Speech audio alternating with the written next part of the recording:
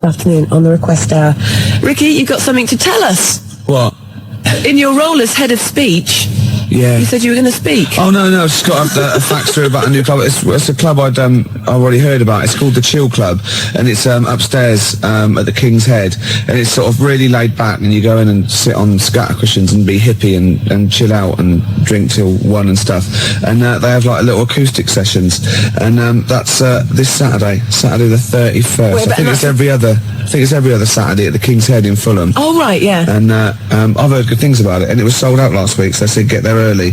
Doors are at 8:30, and a bar till 1, no entrance after 11 p.m, and it's a £5, and it's meant to be really cool. I sit down, sort of, trip-hoppy, folky, Portisheady, jangly sort of stuff. Right up your street, Sturgis. Not Ben's though, he likes clubbing, doesn't he? Late clubs with like loud music. He does, doesn't he? Yeah, he goes to bed. Bolty didn't come out of Birmingham. Yeah, and talking about that, I mean, no one has phoned to confirm or deny. I heard the dish, not the actual dish, not the pot, not the lump of clay, but the stuff in it, the particular blend of herbs and spices that we now know as Bolty. Originated in Birmingham. I'm ruling it as valid. Maybe he's right. Hold on, no, because it's not the blend of spice. It is the fact that it's called Bolty because you eat it out of the pot, and that I think he's right. You're embarrassing yourself now, Gervais. Oh God, I'm backtracking. But thinking about it, it's not the ingredients. It's the important thing is that it's cooked in that, and of course they didn't invent that there. I think he's right, Sturgis. Well, in that case, Slade it is then. No, Black Sabbath. Slade, I'll get lost. Slade. And if we're counting Led Zeppelin, if we're counting Led Zeppelin, obviously Led Zeppelin. No. Black Sabbath. Sabbath are better than Zeppelin. Oh, come on. No, you're wrong. You're having a mental aberration if you think... Go on, give me an example. Well, there's a fantastic story. Just the ludicrousness. Is that right? Where's that word? That's a word now. Ludicrosity. That'll do, yeah. Tony Iommi was asked when they hit big in America what it was like for Black Sabbath, and he said, it was mad. We went back to the hotel, and there was like 10 Satanists sitting outside a hotel room, all dressed in black, with black candles. So he blew the candles out and sung Happy Birthday to them. Yeah. So but Led Zeppelin said, and I think that sums it up. Are you squeezing your lemon? Yeah, I'm squeezing my little lemon. I'm putting my little cocktail chipolata on the table between 2 pickled onions and seeing if that and the juice is running down your leg. Yeah, and the juice is running down my leg, indeed. Well, we've embarrassed ourselves. Yes. I think in a way we might have embarrassed XFM, and I know... Certainly, we've embarrassed London. Yeah. XFM 104.9. It's just gone 3:15 on a Wednesday afternoon. It's the request hour. It's your choice of music. I think we'll have some more music now. This is for Gary O'Donnell, who says chocolate is the best thing to come out of Birmingham. I can't say the brand name because then apparently I'm advertising. But it's that chocolate. Out of Bourneville. Yeah. That's not like you to advertise, is it, Sturge? No.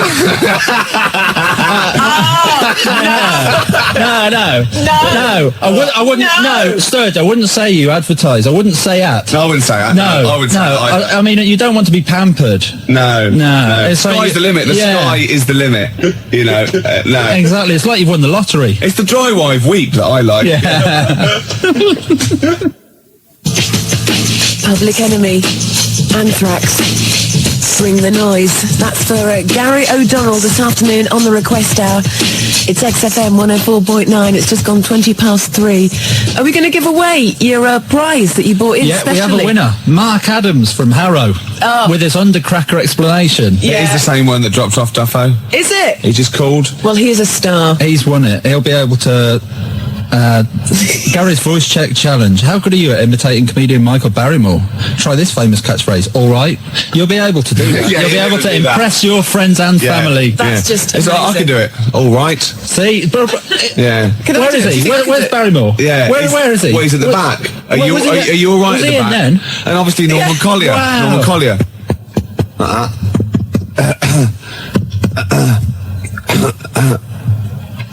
That's Norman Collier there. Brilliant. Yeah. Brilliant. Hey, my name is Michael Caine. So, yeah.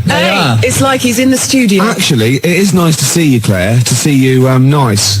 Oh, these are great that's tips. brilliant. He didn't. Well, I have to keep Why are taking you off the pop playing? shield. I know, because I can hit it and be Norman Collier. All right. That really hurts my ears. I believe if they were going to rename this book, they call it the Bible too, the good book.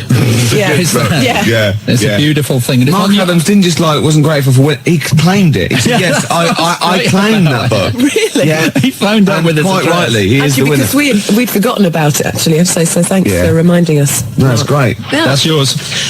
Have we got his address, have we? Yeah, fine.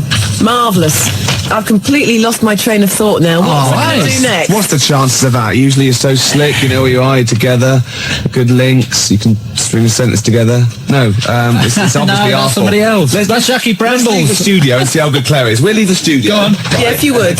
We're off. Yeah. This is going to be pretty good, I imagine. Yeah. Okay, I'll see you in a minute then. Yeah, okay. All right then. See ya. No, still not working. Wednesday afternoons in the capital with Fluke Atom Bomb on the request out this afternoon as requested by Phil. I've got my train of thought back. Yeah. It worked. Yes. Marvellous. It's well going worth waiting for as incredibly well. It's going incredibly well.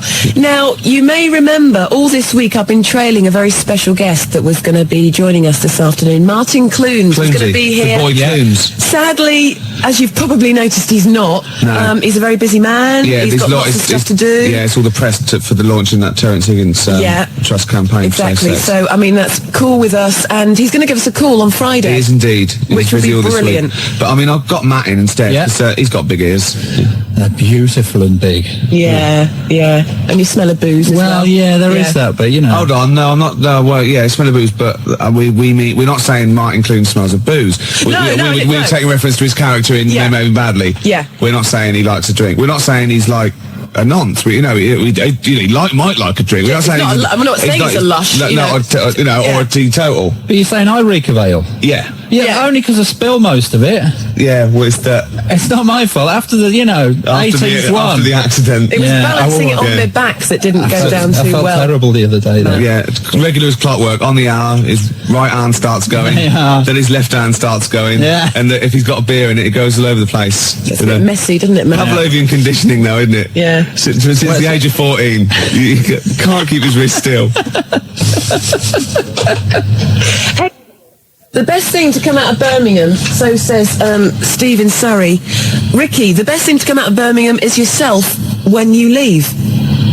What? If you were to go to Birmingham tomorrow and then for the leave day it. and then leave Birmingham the I'd be the next best. day, you'd be the best thing to come out of Birmingham. That's a compliment. Excellent, that's not. What, even better than Pig from Pipkins? Presumably. Well, presumably. The best. It says the best, that's it. I don't think you're ever going to leave Birmingham if you go there again after saying that about the people in Leamington Spa. They're getting a Lynch squad together at the moment. Luckily, they can't hear us. Because they've got no ears. Because the little radio waves that we do just die after That's true. 25. They go, oh, and that was Mulder and Scott.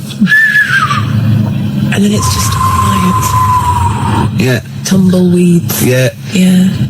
We are the tumbleweeds. Carl Graham. Gas mask Grimshaw. Oh, yeah. Mummy, my head's getting hot again. Are you impressed? I am. It's fantastic. You see, Wednesday afternoons at XFM means it's Matt's day. Matt, have you enjoyed yourself today? Yeah, Wild Horse wouldn't drag me away. No. No. I think you meant to say wild horses, actually. I know what I mean. Sturgis. Thank you. Is for the person who phoned or faxed in last week asking for Frente, and we didn't have it. And you said to me, Ricky, you can't say you don't have it, but I honestly didn't have it, but now I have it, so whoever wanted it, it's for you. Excellent. Does that make sense? Yeah. What I just said then? Probably, for someone. Retired now. Yeah. To the country. I can't wait for Frenty anymore. Let's shoot off. So who have you've just had someone on the phone or on the fax saying I about was the voting for sneaker... the sneaker pimps if they're from Birmingham. I didn't know if they were or not. I don't know if sneaker pimps are from Birmingham. Yeah, but I think they are. Them small potatoes compared to the Sabbath. Yeah, the Sabs. Exactly. What is this obsession with Sabbath? I always thought Sabbath were a bit of like a joke rock band. Like, I can't believe believe you Well, said that. Led Zeppelin is like the mould of the first rock gods, the greatest British band of what? Yeah, who have Led Zeppelin got an influence? You know what they've influenced? That whole brand of poodle rockers with big hair like Extreme. That's who they've influenced. That's not their fault. The Sabs, their influence has been really heavy, great rock bands like Nirvana and things like that. You know? Sabbath are the best thing to come out of Birmingham, Ricky. Without It's any as shadow simple of a as doubt. that. Okay, let's do it up to Thursday. I want proper votes, right, on faxes, right? Who is the best, the most influential, the best band out of Led Zeppelin and Black Sabbath? You're Simple as playing that. with fire. It's like comparing Bobby Davro to Tommy Cooper. It's honestly, I don't think so. I believe it is. I think it's like comparing, let's see, Go on. Europe Right. with Bernard Butler. Bernard Butler being Led Zeppelin. What? Black Sabbath. Wow, that's a bit abstract. But they're both completely crap. Yeah. Oh, whereas Bobby Davro's brilliant. So tomorrow, Ricky, you said tomorrow we're going to have a debate. It's like comparing something I don't like very much with something I like a lot more. yeah, But well, you that's like the fair enough. Smiths, so you're erring on the side of soft, aren't you? Whereas Sabbath are hard. Yeah, well, I like hard stuff as well. So you like Europe and hate Bernard Butler? No! Is that what you're saying? Other way You around. you hate Tommy Cooper, but you loved Bobby Davro. How's that work? No! Well, that's what you're saying. They're twisting it, Claire. Please vote for me. I'm by myself in the No. studio. 0171 580 2000. Never vote for it. Led Zeppelin's better than Black Sabbath. A lot better today, by the way, because I've been ill all week with this cold. Yeah, the mucus fairy came in the night, did he? Yeah, he did actually. It was great. Well, Anyway, yeah. There's this fantastic thing from Bristol University. It was in the Times. Forget hot toddies. The best remedy for a cold is a cup of coffee, according to psychologists at Bristol University. Yeah. The drink largely eliminated the effects of having a cold. They reported after experiments with 100 volunteers.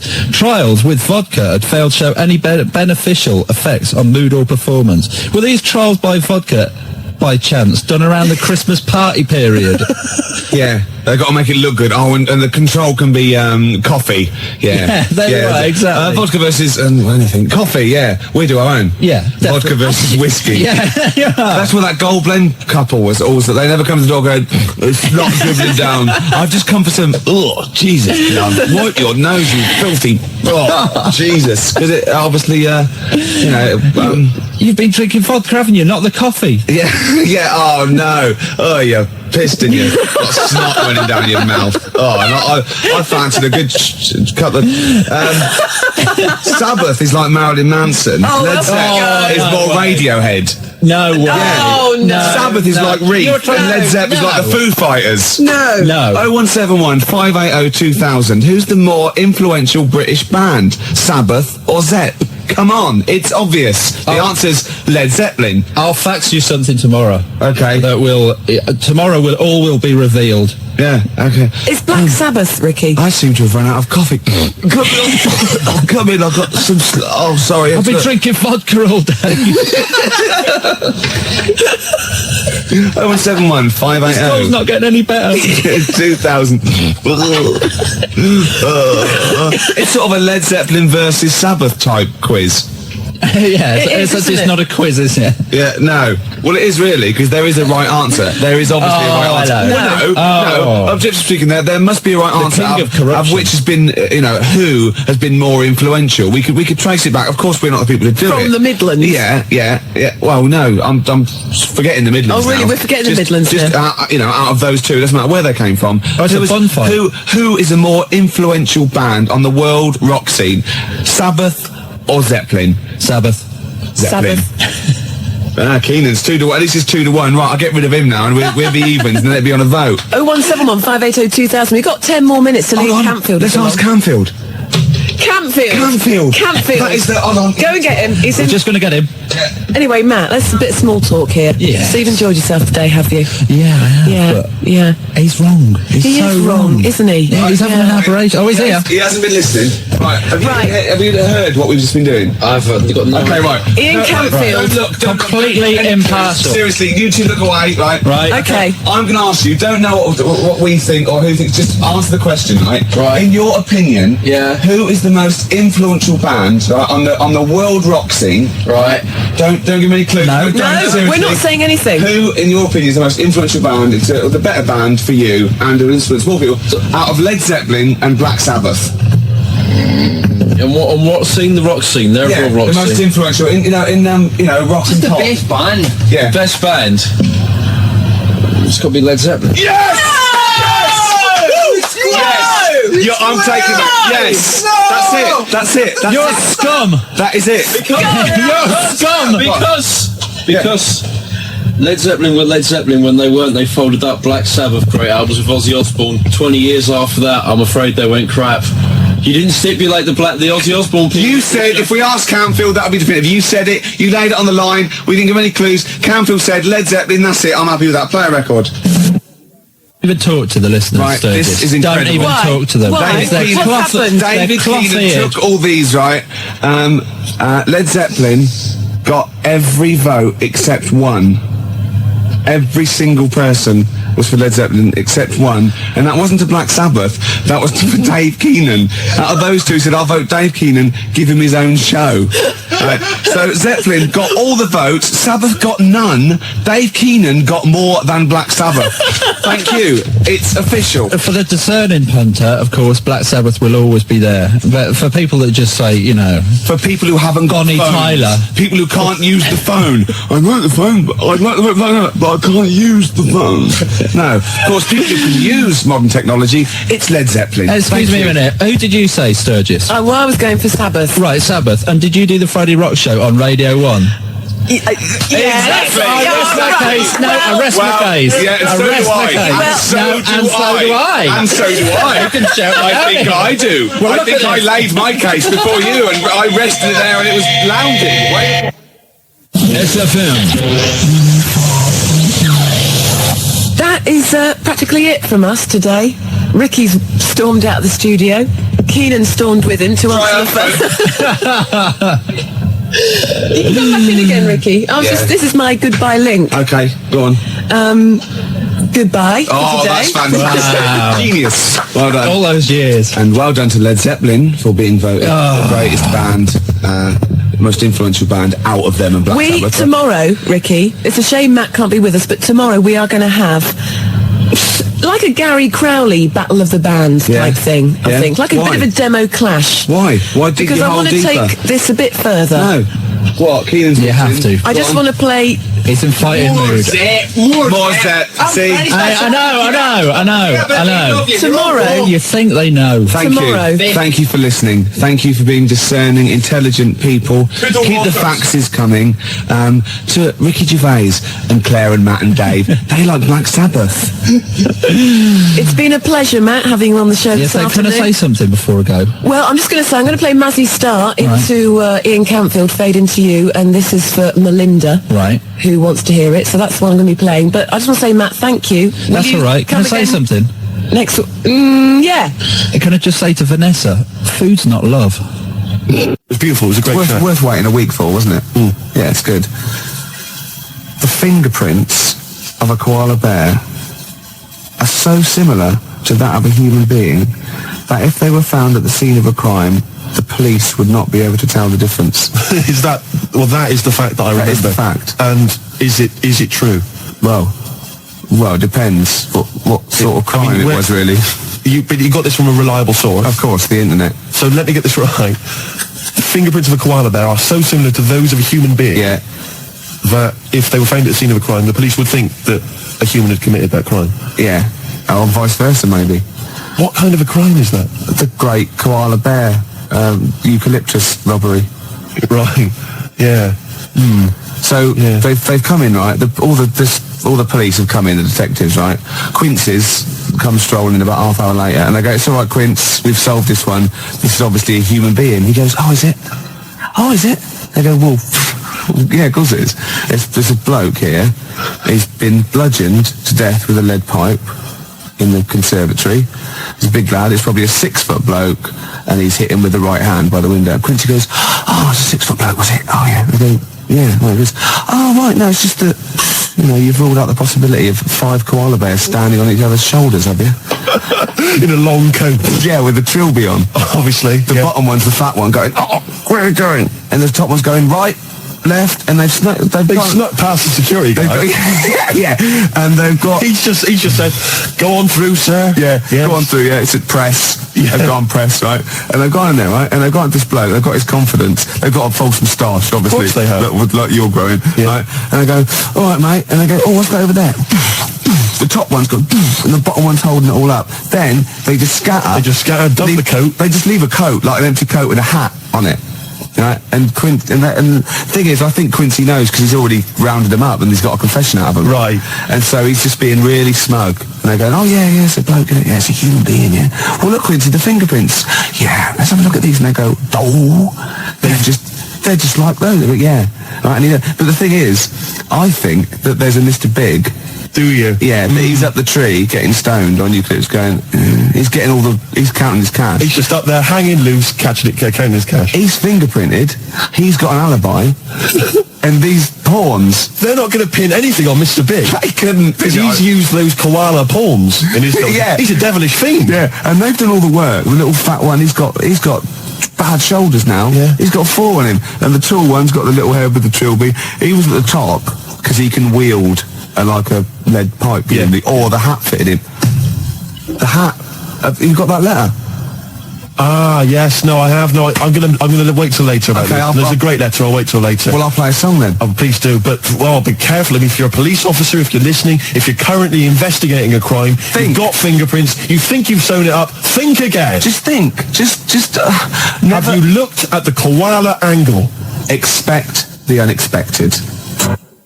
One from this bag. Yes, so that's the first bag. So you seem to care about what bag it is. Is that because the bags are quite important. Right, okay. I take one from this bag, and then I come up with a band name such as, let me see, the Riff Masters. No, just do that one. Take it from any bag, yeah. To do that of mine. Take it any one of my bags. Either bag? Yeah.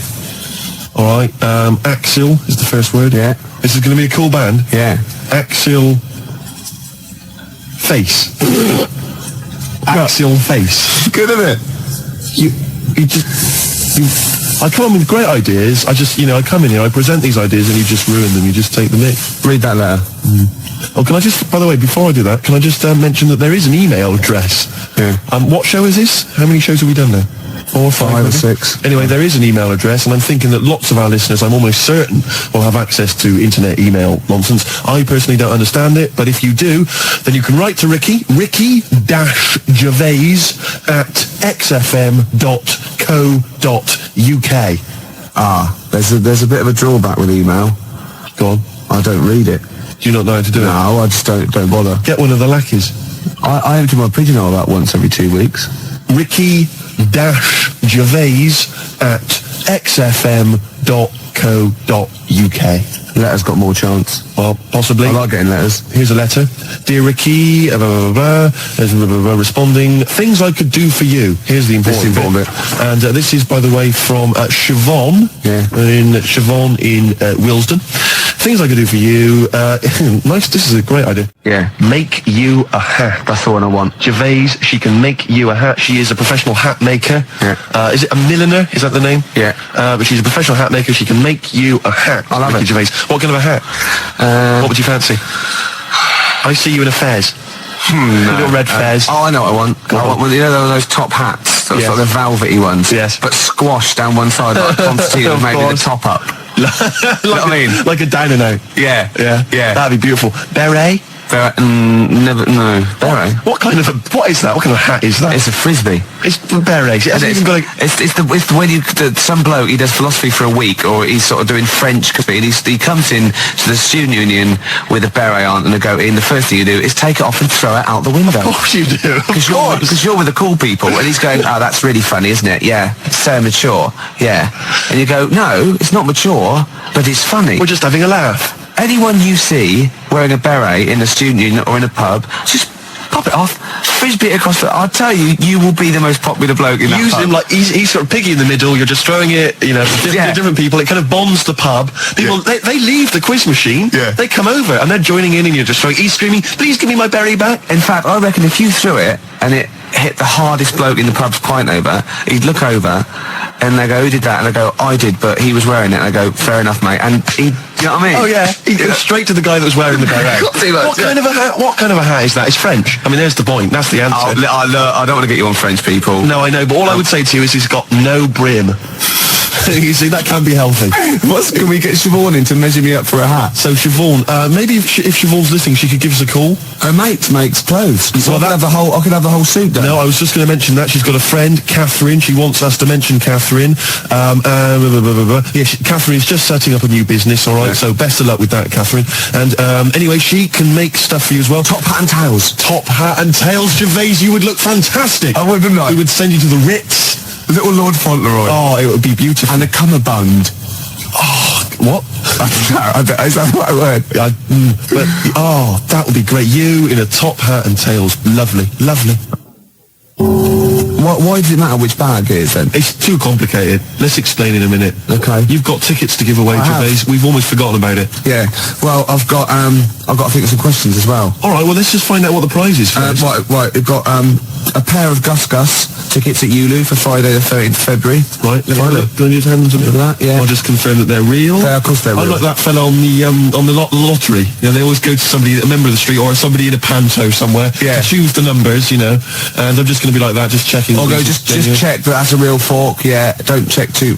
You've bent it. Right. You've bent it, mate. You've bent the fork, mate. Now I can't do the trick. Go on.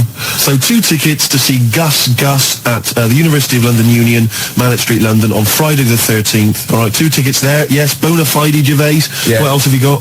Corner shop. All right, let me just check. Already both nights sold out. Sought after. 2 corner shop tickets here, plus Les Rhythm Digital. This is like a real prize on our show, isn't it? It's wonderful. That's on Wednesday the 4th of March. Again, at the University of London Union. All right, 2 tickets there for them. 2 tickets to Catherine Wheel, mate. To see Catherine Wheel, again at ULU, and Catherine Wheel plus special guests on Thursday the 26th of February. So we've got the tickets there. All right, so we got 6 tickets. Right, I've got a question for the first one. Okay, was that Gus? Yeah. All right, so first one is Gus. The question? A good, cool name there, Gus. Does it matter which bag they would have been in? Right, okay. Yeah, and I'll take any answer. What, yes or no? Yeah, I'll take yes or no. I better remind them of the phone number. Please Hold on, 1 minute. 0171 580 2000. Call me! I forgot I'd done that one. So, yes, 2 tickets for Gus. The question again, please, Gervais. Does it matter which bag they were in? And again, it doesn't really matter, yes or no. I just take anything. All right, Catherine Wheel, you got a question for Catherine Wheel? Catherine Wheel. Yeah, when I used to do it, when I was little, and we used to have a Catherine Wheel, my dad would nail it to the shed, set it, got light. Well, the nail was way too big and tight. You know what I mean? It moved a little bit, and then what we watched was this thing just burn out. Yeah. It was more of a sort of like a Catherine blob. Catherine blob. Yeah, and the question is, that's all right, isn't it? It's not so much a question. The question is, that's all right, isn't it? And again, I'll accept anything. Right, I better remind him of that number again. Hold on. Give him the number. Hold on. We've got Catherine Wheel tickets to give away at the University of London. Yeah, Union. and the question is, not so much a question is, what was it? Catherine blob. Catherine Wheel, blob. It's all right. Is that all right? Yeah, or something like that. 0171 580 2000. Call me up on it. Right. So it's going well, Gervais. Gus, does it matter what's bag it in? The answer doesn't matter. Okay. Catherine Wheel, that's all right, isn't it? Right. And corner shop. All right, now you've got now this is a gem of a prize. I know, already sold out. 2 tickets to see Corner Shop. The gig is sold out. We've got Les Rhythm Digital, a very cool band name there. They're going to be supporting Corner Shop. It's on Wednesday the 4th of March. 2 tickets to give away. And the question, Gervais, is... The corner shop in Coronation Street was owned by Councillor Roberts. What was his first name? All right, the number, please, Gervais. Hold on, 1 minute. Quick. I'll just remind you of the other questions. Yeah. I don't really know. Gus, right? Would it matter which bag they were in? Right. I'll accept yes or no. Yes. Catherine Wheel, that's all right, isn't it? Again, anything. Corner shop. Councillor Roberts. What was his first name? The number to call. 0171 580 2000 is the number to call. Catherine Wheel. corner shop tickets for you. I told you they'd understand. I must say, Gervais, that was one of the most electrifying radio quizzes I've ever heard. Do you know what I mean? I think if we could option that for the telly, we could get a whole spin-off thing going, a board game as well. Yeah, it would just be beautiful. Oh, I'm thinking ahead. I'm thinking ahead. That is just great, Gervais. Oh man, we're just giving away 6 tickets. Right now, your idea was a good one. All 6. Yeah, my idea was to give away all 6 tickets to the first person to phone up and give us a damn good reason why they should have them. Yeah, it's a bit traditional though. Yeah, isn't it? It's sort of like you answer a question right and you win a prize. Yeah, I think this is better. Yeah. But we can do yours if you want. Okay. Okay, so I've got 10 CDs. Right. To the person who thinks why they should have all 6 tickets. You've confused me. Well, I'm going to give 10 CDs because the tickets are gone. Right. To the person with the best reason why they should have the 6 tickets. Right. But they can't have the 6 tickets because they've gone. So they're going to get 10 CDs? Instead. What's the number to call? Oh, you caught me out. Hold on, 1 minute. Let me just rephrase that. Basically, we've got 10 CDs to give away. Yeah. If you can give us a good reason why you should have the tickets. Yeah. Which you can't have. Terps. Old newspapers.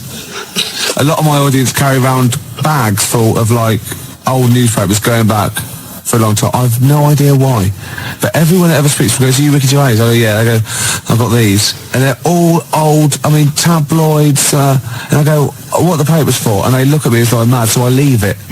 But I mean, there must be a market there. It's not really the sort of ABC1 category that I think a lot of advertisers are after, is it? Is there an Epsilon Minor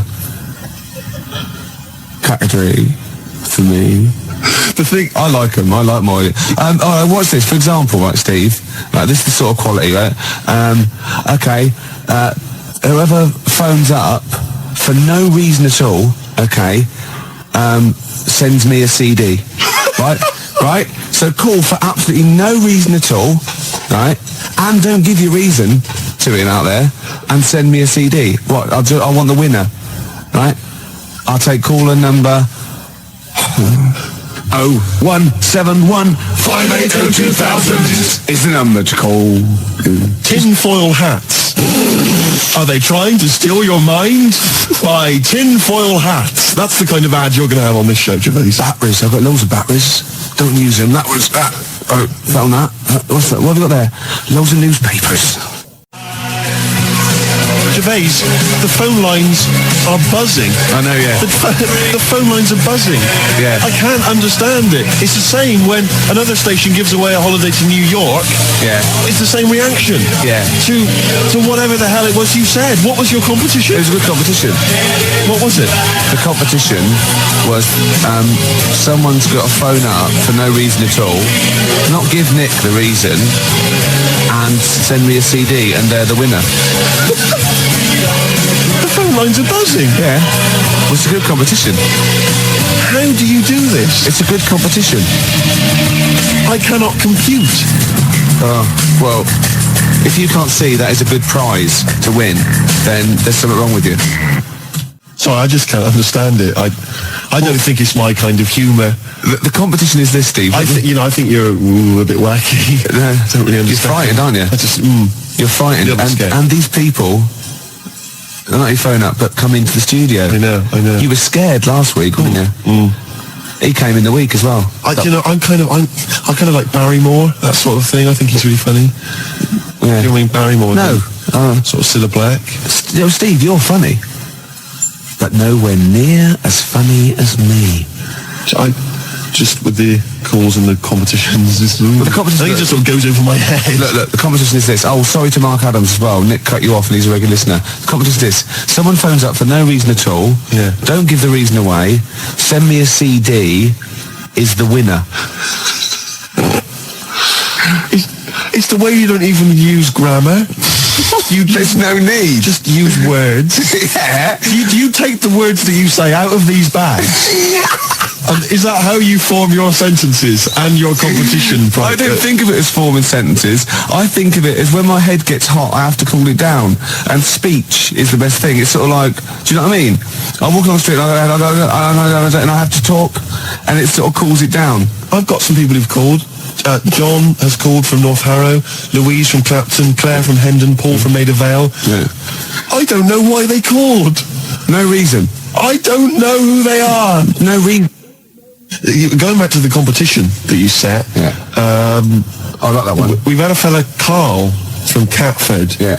Now, he phoned up to try and offer us a suggestion as to how we can receive money for free by begging for it without breaking the law. Oh, he's the winner then. And is he? Yeah. Well, right. So, The fella on the phones, the fella's manning the phones even managed to get a CD out of him, persuaded him to send us a CD. he needs to be the winner anyway, even if he hadn't sent the CD. Yeah. I'm just trying to pick a song here. I haven't worked out my next song. I did that for a while. Gervais, What? I don't want to work here anymore.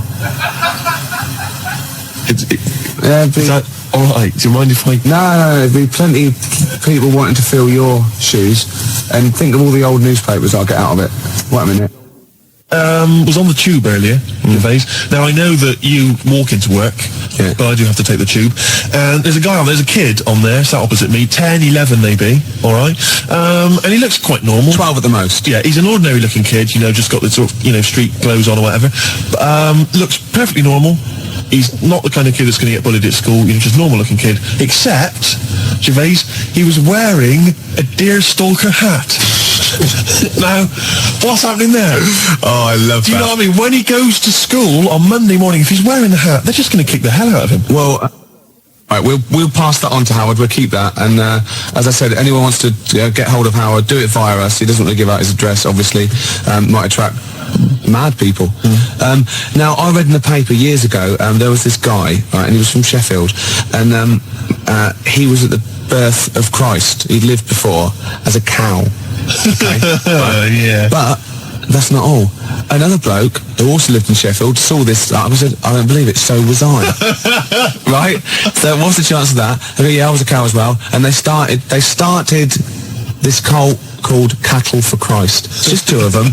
But I just imagine people going to say, I was a donkey. Good, did you see it? No, there was like a beam in the way. I couldn't see. Nor could I. No, I was being milked. Couldn't see a thing. Where were you? I was a chicken. So you saw everything. No, I was out, wasn't I? I was so close. Punk free for the prodigal son. Would be beautiful. Yeah, no, but I'm sure there are all kinds of societies like this, and I promise if you're a member of one, then we'd like to find out all about you. Two idiots talking nonsense on the radio. It's a cult. Yeah, of course it is. Well, I am. Oh, we're going to recreate it. The tension, the smells, the sights, the sounds, the excitement. The hot dogs, most definitely the hot dogs. A challenge has been set. Yeah. Matt didn't know this, but I'm a bit of a Subbuteo buff myself. He comes in here all old with his sheepskin on, right, with his little team under his hand, his rolled up, and I go, I play Subbuteo. I said, I do, yeah. So, the gauntlet was laid down. It was, yeah. We've got Chile against England, but I unfortunately haven't got Chile, so I brought in Morocco instead. Not Morocco, what they call Colombia. Colombia, yeah. So if any of the defenders mess up, I can always shoot one of them. Yeah, of course. And that's going to be live. It's 10 minutes each way at 20 to 3 in the XFM Lounge. We are actually doing a proper football match, Subbuteo football match on XFM this afternoon.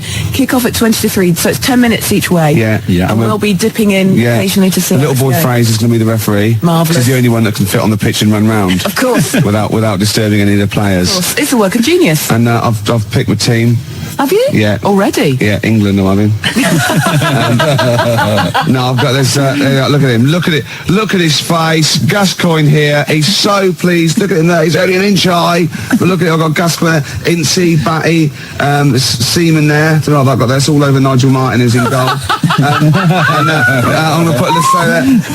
But I've not mine. Matt brought it in, you filthy. So, anyway, we're going to... Apparently for goalkeeper's choice, though, most women prefer flowers to semen. So. Really? Yeah. What? Well, so I'm going to go and they'll check out the pitch, warm up, and and where are we doing it? In the XFM Lounge? Matt's going to have a pint. Yeah, and we're live linked with referee and everything. It's going to be amazing, Claire. This is radio. This is what radio's meant to be like. Yeah, two grown men playing Subbuteo and doing semen puns. That is exactly what radio's meant to be. Yeah.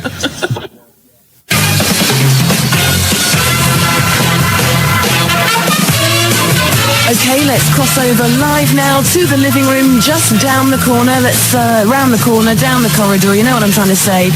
The crowds are there. Ricky and Matt are there. Are we ready? We're ready. Kick-off. Let's do it. I've won the kick-off, Claire, and I'm starting off... there's some of the crowd. It's off. We're away. There it goes. It's a beautiful thing. He's moved down the pitch. It's gone for the... It's Chile now. Chile on the break. It's a foul. It's a filthy, dirty foul. England, the crowd don't like that much. And he's just went up there. There he is. He flicked a plastic man. Barry Spinnaker there and little Tommy Tompkinson from the airline. Jimmy Twizzler. Oh, there he is. Oh, but they've given it away straight away. It's the number 11 there, and he's running all the... It's a goal kick. It's a goal kick. There's little boy Fraser there on his horn. Right. On his high horse. Half time. Half time. Half time. That's it. No, we'll be back in a minute. That's ridiculous. Really? That is stupid. We can have a penalty shootout I then. nearly sprained myself then. I had to stop in mid-swing. That's happened before though. We will be back at the XFM Mum, I don't living want any room. tea. I'm busy. You're very good with your fingers. Right after this. The score, England versus Chile, is 0-0. It's time to go back to the XFM living room.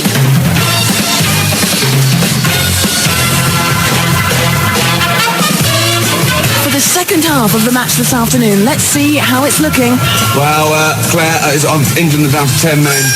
I had to pull one of my players off at half-time. That's very kind of you. My boys only get oranges. I used to do that to mine, but they wouldn't put the tights on and have the bag over their head. But here we go. And it's look at that lovely ball there. A Hoddle-type ball into nowhere in particular. It's Chile again. They've shown how they're in my... they found his own player. They've missed it completely. England move up there, and it's a dirty foul. It's a dirty foul. I'll take it. Quite a dangerous area. He's moving two. He's not... one, two. Here we go. I've never been in such close proximity to you, Ricky. England in possession again. Look at this move here. Is that your aftershot? They're keeping it. They're playing with the ball now. It's a foul. It's a foul. They're going to take it quickly. It's there. It's dangerous. England in the 15-yard. So close. Still England's there. It's in a dangerous position. And It's 0-0. that is the end of the match then. So I guess what, extra time? Penalty shootout? Penalty shootout. Yeah, okay. Beckons. Right after this. So, as we recreate the England-Chile match tonight, this afternoon, in fact, here live on XFM, down there in the living room, we have Ricky and Matt. Ricky representing England on the Subbuteo table. Matt is doing the business for Chile, although he hasn't got any Chile team members. He's using the Colombia ones. But don't you worry about that. We cross over live now, back to the XFM living room. Go. Hello? Here we are. Can you hear me, Claire? Tannoy's on. England are going to take the first penalty. It's just the best of three, and his goalkeeper keeps jumping up and kicking it with his back. His Scorpion kick. Yeah, it's ridiculous. So can I just say as well, I feel slightly stupid because we could be in the studio pretending to play this, but we are two grown men. You really are. Sprawled out. My knees are killing me. We've got the whole thing out. It took us about an hour to tape it down. I'm in trouble with me mum because I'm missing me tea. Yeah, right, here we go. Okay, so let's just very quickly, so the score is 0-0. This is the penalty shootout. Off you go. Yeah, okay. Yes! England 1-0 up. 1-0. England 1-0. He saved it! Gervais. Amazing scenes here. I can't believe it. Okay. Was that a save? Yes, of course it was. It was a beautiful save. England in the lead. It's 2-0! It's 2-0! Chile have to score this to stay in. He saved it! Amazing save. I can't believe it! That's it! They can't win! Yeah! England won! England win! Obviously, I'm very disappointed. Boys, well done. Just like to say thanks to everyone that had faith in me. I knew I could do it. There was a lot of criticism, but thanks. We've done it! We've done it! And as we say goodbye to the XFM living room, there's Chumbawamba with Tub Thumping playing over the tannoy. The boys will be back in the studio for a bit of a post-match analysis.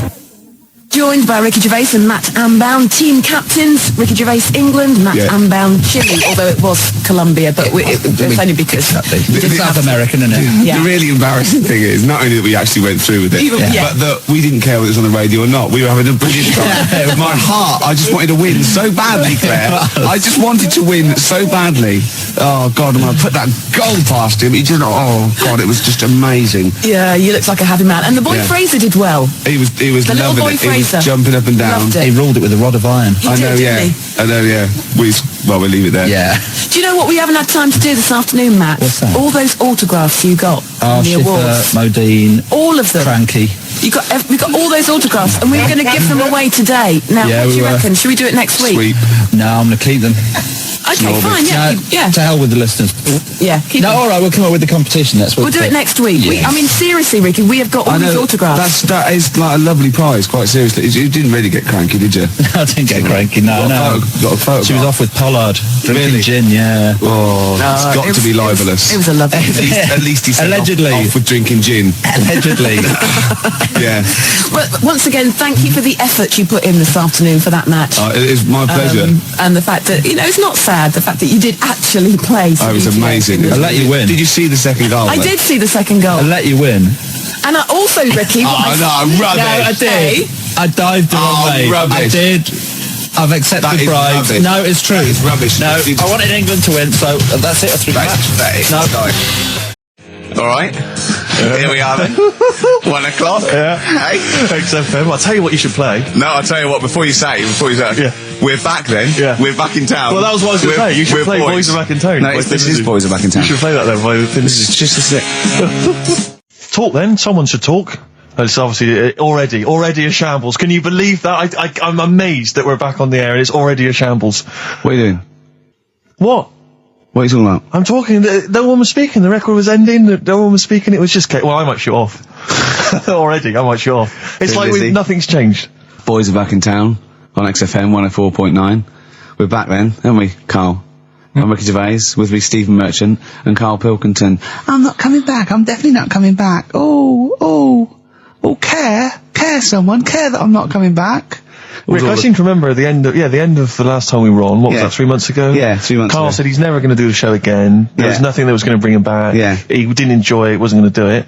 All a ruse, right? Really? Yes. I've known him been coming back for about 2 months, because he's got our agent now, representing him. I thought he was a fool, really. Why? Well, what's he done for me? What's he done for us? No, I know, but I mean, he's your agent, so, and he's sort of calling Graham, and it was all a con, so Carl could get Mondays off. Poor Graham, the station's struggling enough as it is. Yeah. It's like running around like a headless chicken. Yeah. No one's listening. That's why I don't bother talking when a record down, because there's no loss to London. Sure. Right? It's pointless, this show. We don't do it for the money, we don't do it for the kudos. I don't know why we do it. No. Is there anything on telly at this time? I could have had a lie in. I know. But, it's all a ruse to get Mondays. He's got Mondays off now, because he has to do the show, 2 hours. Right, and he's still getting paid, and it's all a con because he knows that he's holding him over a barrel, and it's like, we've got to keep Carl happy. Right? I had Mondays and Tuesdays off before Duncan got involved. No, but you know what I mean, though? And it's like, poor Graham, who's the MD, in charge of the thing, probably pulling his hair out, worrying about the station, right? It's a sinking ship. And then Carl comes along, well, I'll do it, but I want Mondays off. He's probably sitting home now. His family, he's probably ridiculed by his wife. His kids almost certainly would have lost all respect for him. That he's been fooled by Karl Pilkington. He calls his mates and goes, I'm busy, Graham. I don't, I can't think. It's embarrassing. But do you know what I mean? And you think it's funny, and you think you've got one over him. He's going, Monday's off for 2 hours. Yeah, you do. You think it was, and now you're embarrassed. We've said it on air. But you're only conning yourself in the long run. Because, do you know what I mean? I hate that sort of, the world owes me a living, what can I get out of the world? What are you going to give back to the world, Carl? What are you doing now then? Are you going to prepare Mondays? What have you prepared for this show now? You've had 3 months to prepare. Yeah. What have you got? What have you got for us? Okay, what's happened in the last 3 months? What? In this place or just my life? Well, what have you got for us? 3 months, we're cloning about, you get Mondays off, you're getting paid for it, you've got a cushy deal, you're having a laugh, you're taking the piss out of the management, right? So, what have you got for us? Give it to us. I've kind of, updated Rockbusters a bit. Right, brilliant. Yeah. Right, so, and you said don't mess with it. If something's good, don't mess with it. What do you mean it wasn't good? It was never good. It was never good. No, Of course it was we had never to good. fix it. It was fun to do. It was a laugh. I mean, I imagine it was much more fun for me than the 450 listeners. You know what I mean? I enjoyed it. I enjoyed squeezing your head and dressing you up. No, but that's just it. When I had a meeting with Graham, right, I said, look, I'm not being funny. I don't want to do it anymore. Yeah. I've had enough of it. Yeah. And he was like, oh, what's up with you? You sounds like you have a right good laugh. I said, yeah, but that's all good acting and stuff. I said, it's hell in there. I said, like he's talking about Vietnam. Yeah. It's having my head squoze, right? What? Squoze is still not a word. We've been away 3 months. It's still not a word. Right? Yeah. I said, he's putting a dustbin lid on my head. Yeah. You told this to the ND. He's hitting me with a tray. Yeah. He's chucking toilet paper at me. Yeah. And he said, yeah, but that's all over 2 years. I said, no, that was the same day. So, okay then, what has changed in 3 months? They're listening. They've been listening for 6 minutes now. Come on, give us something. bit of Nickelback. What's happened in 3 days? around with net 3 months? What, in my life over here? Nothing's happened here. Nothing's changed here. Right. But, I don't know, do you know last time we were on? Yeah. Right? And, I was telling you about the woman over the road, where I live. The one that walks around naked? There's a woman who walks about the flat naked, This right? is when Carl was watching a woman naked, then she looked at... saw him looking, so what he did, this is the genius he did to get out of this, he pulled his pants down, so he was naked too. His girlfriend comes in and goes, Carl, what are you doing? He went... I can't tell you now, but don't look out of the window. Yeah, go on, sorry. That woman, she's bought some blinds.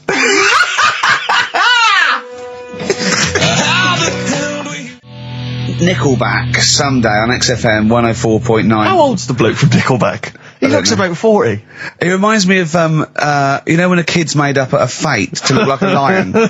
Do you know what I mean? It's like the Wizard of Oz lion. Yeah. But, you know, good tune. Not bad. I'll be controversial. I think rock rules the world again, Steve. Well, I would hope so, mate. Do you know what I mean? Are we going to hear some rock later in the show? We're going to hear lots of rock. Excellent. It's like I might even play a little bit of Rainbow. Blimey. Just to, you know, we've got the darkness, but Sure. I want to remind them where it all came from. Yeah. You've heard the Liz. Yeah, yeah. You're going to hear the bow. Cheers, mate. Thanks for that. No, just high five. Yeah. So, Carl. Yeah, keep it real. Here we are then. Oh, Back. listen, before we carry on. on, I just thought, it's weird, I was reading some of the fan emails and stuff we've got, and one of the things a lot of people like, it divides the listeners, is your laugh. It's interesting. Some people love it, they find it infectious, they find it adorable. I mean, close up in a small space, like a kitchen Terrifying. or something, it's annoying. Like, Carl was annoyed, because I squeaked in his ear earlier, didn't I? Sure. Why did I laugh? You were on the toilet? I think I squeezed his head again, didn't I? And he said, no, it's not 1 o'clock He doesn't yet. like the squozing. The squozing head. Yeah. but it's it the just- squozing one. The funny thing is, right, we were out a few weeks ago with a mate of mine, right, and he went to squeeze me head, right, give it a squoze. Sure. And I was like, don't do that. You know, I don't like it, right? And Ricky said to me, mate, yeah, he doesn't like having his head squoze. As if it's like Marmite. As if some people love it. Yeah, yeah. And some people hate it. Sure. Yeah, okay. Well, anyway, Yeah. there was a little taster of the laugh. That was more the kind of deep, throaty laugh, the belly laugh. But there's that kind of high-pitched squeak that you do. When I've got to sometimes. get air out quickly. Because Exactly. I'm going to burst. Sometimes I laugh so much that my liver and all, they try and get out to it. So I have to get it out really fast, like a siren. Right. Do you know what I mean? Is that how you explain the fact that you're quite fat? Yeah, That's just laughter waiting to come out. Yeah, Every time you laugh, solid. you become a svelte young thing, like Brett Anderson. Oh, dear. Well, anyway, it reminded me of the game that you and I used to play in our very early days of XFM, when it was literally Make Ricky Gervais laugh. Make Ricky Gervais laugh, which was a great game. I think. I remember the first one. It was that fella drinking a pint of beer. Yeah. I remember the very first time. It yeah. never, I tell you what, it's you not know what great. though? Ant and Dec do it now. They actually. It's very similar to Make Ricky Laugh. It's called Make Ant Laugh. Interesting. So many of our great ideas have been stolen. Yeah. Or stoled. Stoled, yeah. And anyway, I was looking through the paper in the week, and there was a picture which which I think might be a Ricky Gervais, Make Ricky Gervais laugh. I don't know. And again, obviously, it doesn't really work for the listeners at home, but I'll try and do my best to describe it. Can we stop saying my name because it's like a Dave Gorman project? Can we just stop? It's getting. Let's say a word often enough, it doesn't mean anything. Yeah. Let's stop saying Ricky Gervais. Well, what we're going to refer to you as? All right. Well, Make Patty Laugh is a new a new game. I'm trying to get one of those squeaks of a laugh. I'm concerned because I know. I'm not a monkey. I'm not sure, you're not a performing monkey. No, okay. I know that. Right. But anyway, let me just briefly summarise the story for those at home. Okay. The headline was Mum 48, a mother of 48 seduced boy of 14. Well, that's not funny. Not her own boy, obviously, but a neighbourhood child. I don't think it's a funny story so far. He said Grand Lana Allen, 48, led him upstairs and undressed to her waist, then took his trousers off. Okay, bear that in mind. This is a quote from him, right? Bear in mind, he's a 14-year-old boy, he's quite excited about this. He says, then we had sex, it was every boy's fantasy. Alright? You're going to show me the picture of her now, aren't you? So it's a picture of her. Oh, this is not... Bear in mind... This is... Okay. In his own words, Rick. Right. In his own words, this was every boy's fantasy. Okay. Here's the picture. It's a silent laugh. He's collapsed on the floor. I was thinking it looked like a fat man. I was not expecting that. Oh my god. Oh god. She looks like the drummer of Iron Maiden. She looks a bit like Lemmy. But I tell you, she looks like reminds me of most. Did you see those? They've got one with a fag on as well. No, I know. That's it with them out of makeup though. Carl, have you seen Every Boy's Fantasy? You should see. Oh god! Have a look, Carl. Oh god! How old is she? 48. Oh god! 48. That's lovely. Nothing wrong with that. I'll tell you, if you weren't lucky enough to see the picture, she looks just like the oldest man in the world. His photos in newspapers and on the web for a while. He was about 135 or something. Carl. Look, it's, Carl's got a theory that Chinese people don't age well. This man was a Chinaman, right? And he was 120 or something. Yeah. Did you see a picture of him? Yeah, he's still alive. No, he's not. No, He's is he not? He died at 120, so... He said 120 or something, but makes you wonder. What makes you wonder? Well, because they don't age well. I think he's using that. What, He's probably about 37. Oh god! Honestly, we walk down the street, right, and we see an elderly Chinese person, right, and Carl would go, I'm just thinking he is, like it's not. I don't understand this notion that Chinese people don't age well. I don't know where this has come about. No, I mean, I'm not having a go. No, right? I never want anyone to think I'm like having a go at them. But they are really good looking and they're healthy and that. Till they're about. I've never seen one, right? Can you tell me if you've seen a Chinese person who's about 30? It's either 20 or 50. There's no middle ground. This is what I came back for. This is 2 hours of absolute drivel from the brain of Karl Pilkington. Let me just check something. So the Chinese gentleman who died recently was 130. Your theory is that he's maybe in his late 30s, early 40s. Yeah. This is an elaborate conspiracy on his part, because obviously whenever they talk about the oldest people in the world, it is always a Chinese person. Yeah. Invariably. They do, yeah. I mean, they seem to win that every year. Go on. So your theory is that in those small backwater villages in China... Ross McWhirter comes to a little village. They go, the Guinness guy's on the way. He goes, well, until recently, the oldest person in the world, how old are you? And they're so embarrassed, because they think they look about 120, they go, 120, they go, really? Go, yeah, can I have his birth certificate? No. In fact, I think this Chinese bloke it wasn't verified by the conspiracy because he didn't have his papers. Didn't have his papers, no. So... Is this the same one or a different fella? I think it might be the same guy, I'm not sure. Trying it on. So there's a huge conspiracy amongst these Chinese villages that every time... When you get to about 50, say you're 70. Because no one will believe us. Well, if you can confirm or deny that, then please email in ricky.gervais@xfm.uk. This is the Racist Show on XFM 104.9. Call in if you're anything less than a little mank. Outcast, Hey Ya, on XFM 104.9, with me, Ricky Gervais, you, Stephen Merchant, GQ Presenters of the Year. Radio Personalities of the Year. It's official. We're the best radio personalities of the year. We got that award sent to us, didn't we? And we did a little thing. But it was only our two names on it. It has your name, Rick, definitely. I remember that. I had my name. And your name. Didn't see Karl Pilkington's name anywhere. No. And yet he's the one with the day off and the money and got the free conning the MD and making him cry at home. Let me just remind. Can I just check that again? So he's made a fool out of the MD. He's made a fool and out all of the MD, major, basically all the capital shareholders. About, I'm not sure if I'm coming back or not. I want a day off then, which is the same day off as his girlfriend gets off. So he's just like walking round, I don't know, Hyde Park, just feeding ducks, when he should be working out what he can do instead of Rockbusters, which is basically Blockbusters with a word changed. Christ's sake.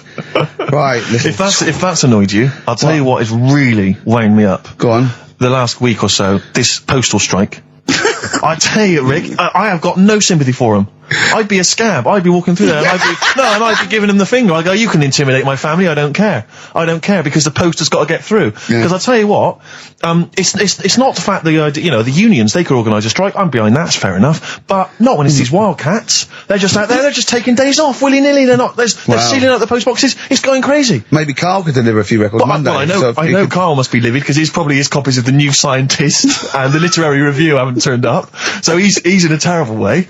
And I got important documents that are supposed to be coming to me. There's nothing. There's hiding the hair of it. And I was cooking last night, and it got me panicked because I was thinking about if this just is going to spread now amongst other organisations and other groups. And you know what? Like cancer. It was partly because I was cooking. But I suddenly become terrified that they might go on strike. Go on. The guys in charge of the potatoes. Oh, anyone involved with potatoes. I had so much mash farmers. last night. I had so much sausage mash, the second helpings, that I had to sit on the edge of a seat so my stomach could hang down. I love spuds. Spuds and bread. I could not do without spuds and bread. I feel like maybe I could make my own bread. Spuds, I wouldn't know where to start with a spud. Yeah. And it's like, they're amazing. You can boil them, you can broil them. Yeah. I don't know what broiling is, Nor do but I suspect it's tasty. I don't think it's as good as, obviously the chipped potato is for the working classes. It was always on. The chip fat fryer was always on in my household. The ceiling, the death trap fire, polystyrene ceiling was yellow. Exactly. Come Wednesday in our house. And, always had chips. Because all I remember hearing, if I think back to my childhood, all I remember was, gotta stop and get some potatoes, or phone your dad, tell him to get some potatoes. Well, that was your job, wasn't it? Carl? Yeah. It genuinely, it does concern me because what did you have to do? Didn't you have to fill a diary out for your teacher? Do you know when you're at school? I don't know if you do the same thing, but you get like a little red book, right? And every night, I think it was a way of the teachers sort of keeping an eye on you. So if you went out robbing, if you wrote it in your diary, they'd go, what you're playing at. Sure. Right? So you'd have to write down what you did every night. Yeah. But I didn't get up to that much at that point. Sure. I used to just go on my errands. Yeah. And it was my job to I haven't heard errand since the 70s. Nice to hear that. I went to U-Phase, right, the little local supermarket. Yeah. And I got... what's it called? Euthanasia? What? I did... U-Phase. U-Phase. U-Phase. Yeah. H-U-G-H. U-Phase. Oh, Hugh Phase is his name. Right. Yeah. And I just had to get like a bag of potatoes. Of course you did, yeah. And a loaf. Staple. So I used to put that in my diary every day, and it got to a point when like even the teachers were like, just make something up. Yeah.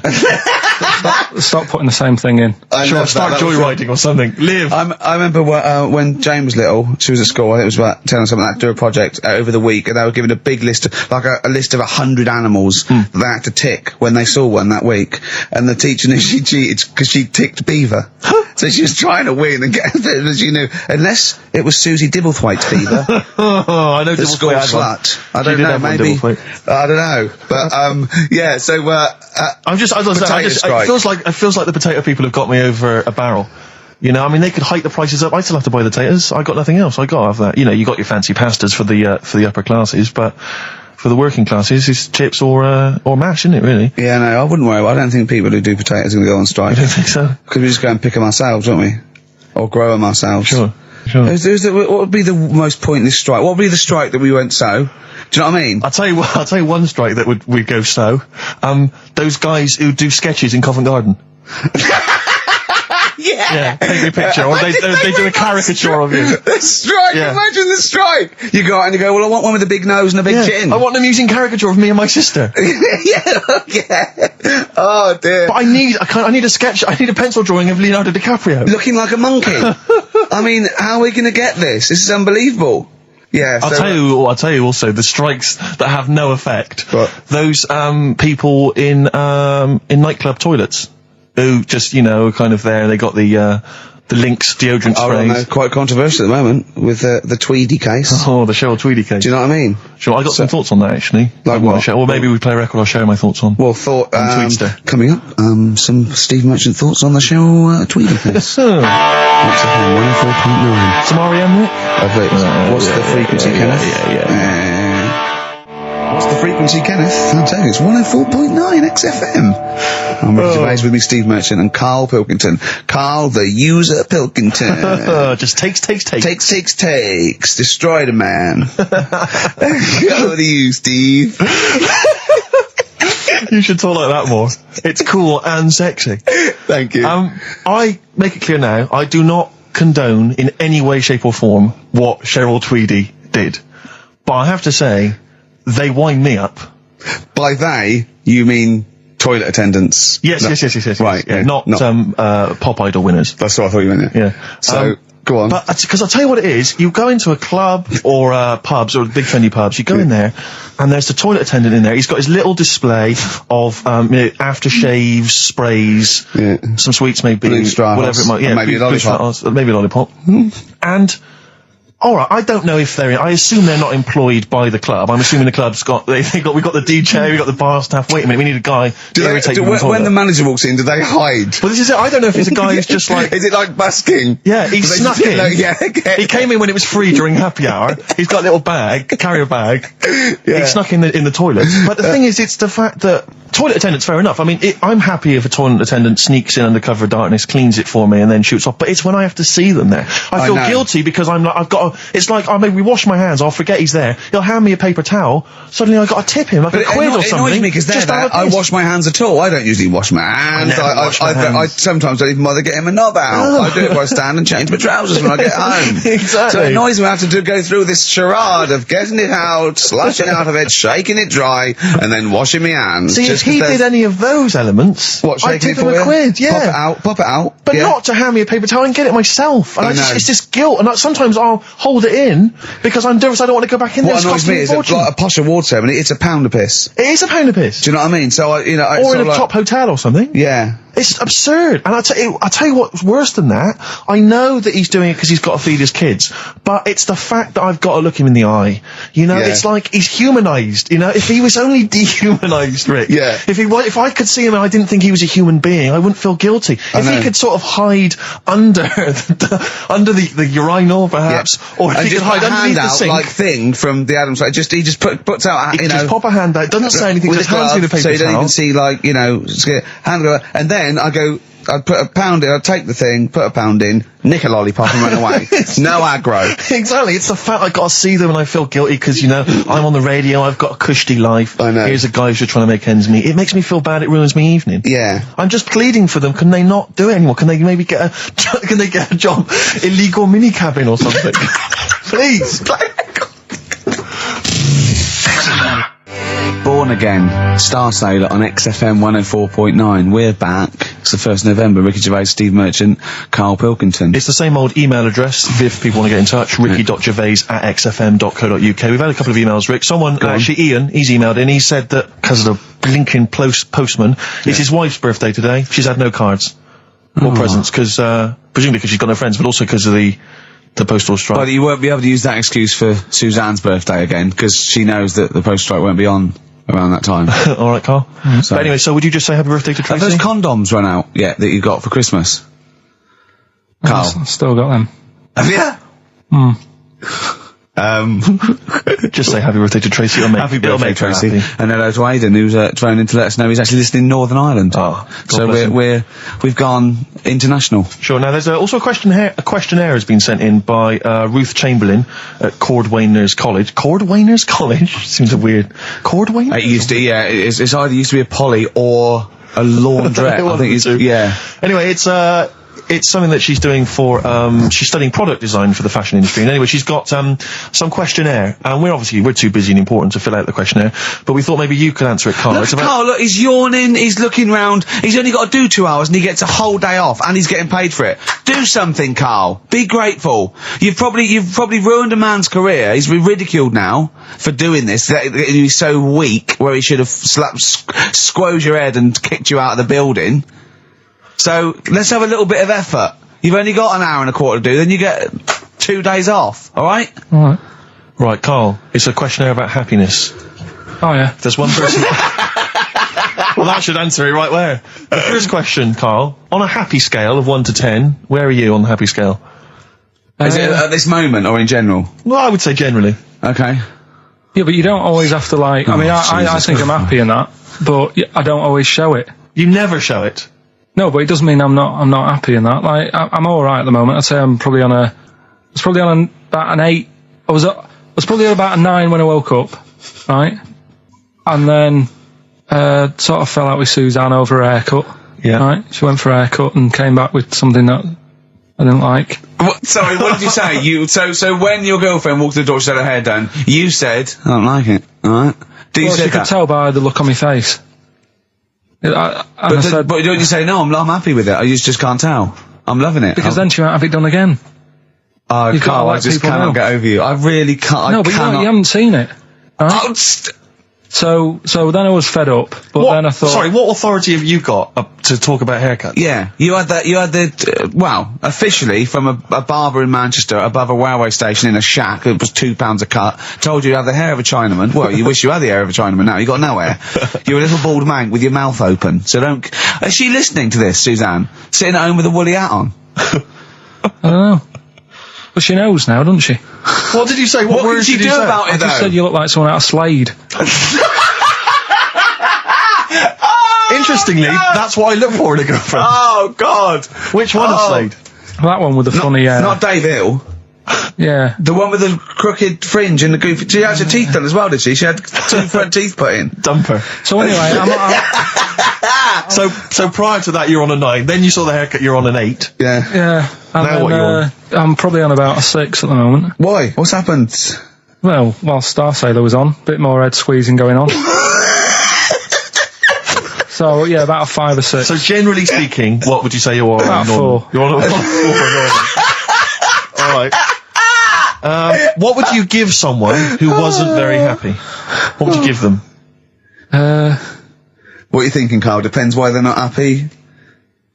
They're low, okay, so what would you give them? I mean, yeah, depends, innit? If it's someone who's just lost their arms and legs in an accident, you don't give them a lollipop. Sure, or some mittens. Yeah. You give them a hat. Yeah. Yeah. And dare I say it, a smile. A skateboard. Yeah. Yeah. I don't know. You don't know. You got to answer the question. Alright, so hang on, let's assume that you've upset your girlfriend because you slagged off her haircut. What are you right? going to do now feel to go and guilty. make her happy? How are you going to cheer her up? And not buy her a baseball cap.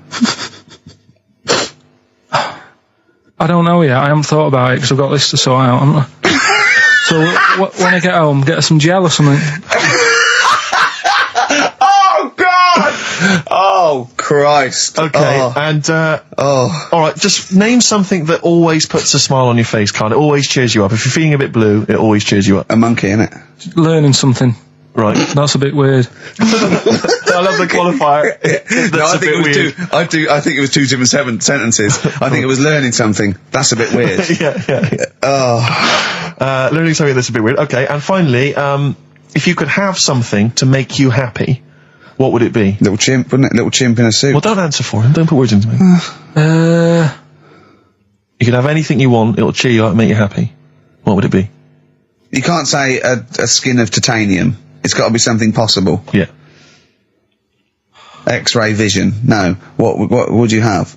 It can be conceptual. It could be world peace. It doesn't have to be, a new watch. Yeah, let someone else wish for that. Sure. It'd be a waste. Yeah.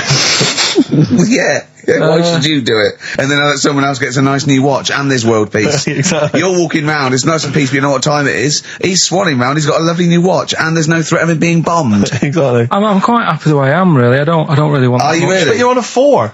Yeah, You're on a happy scale of 4. Yeah, you're on a 4. Surely you want to get to 10. Surely the point of life is to be on 10. Yeah, but what's a 10? Do you know what I mean? No. What's a 10? Contentment, absolute contentment, joy Bliss. in your heart, Yeah. inwardly and outwardly. Not walking around with a little round mank head with your mouth open going, what's the point of that? I've done it once. Is that why you've still got all the condoms? Because I've done it once. What's the point of that? Alright, we're gonna get everything. Some air gel. Come on. 10. Just one thing that would make you happy. That would cheer you up if you were feeling low. Tuesdays off as well? I'll have the MD just, resign straight away, shall I? I honestly don't know what would make me happy just like that. Because I am happy. I know you say I'm fed up and that. Do you know what he said? He wouldn't want to be too rich. He said, because if I was too rich, then Suzanne would say, let's go around the world. He said he wants to be rich enough, so they're happy in that, and they got their bathroom and everything, but they still can't afford any more holidays a year. Think of that wish. Think of that capping your wishes. Yeah. Do you know what I mean? Putting a ceiling on your ambition.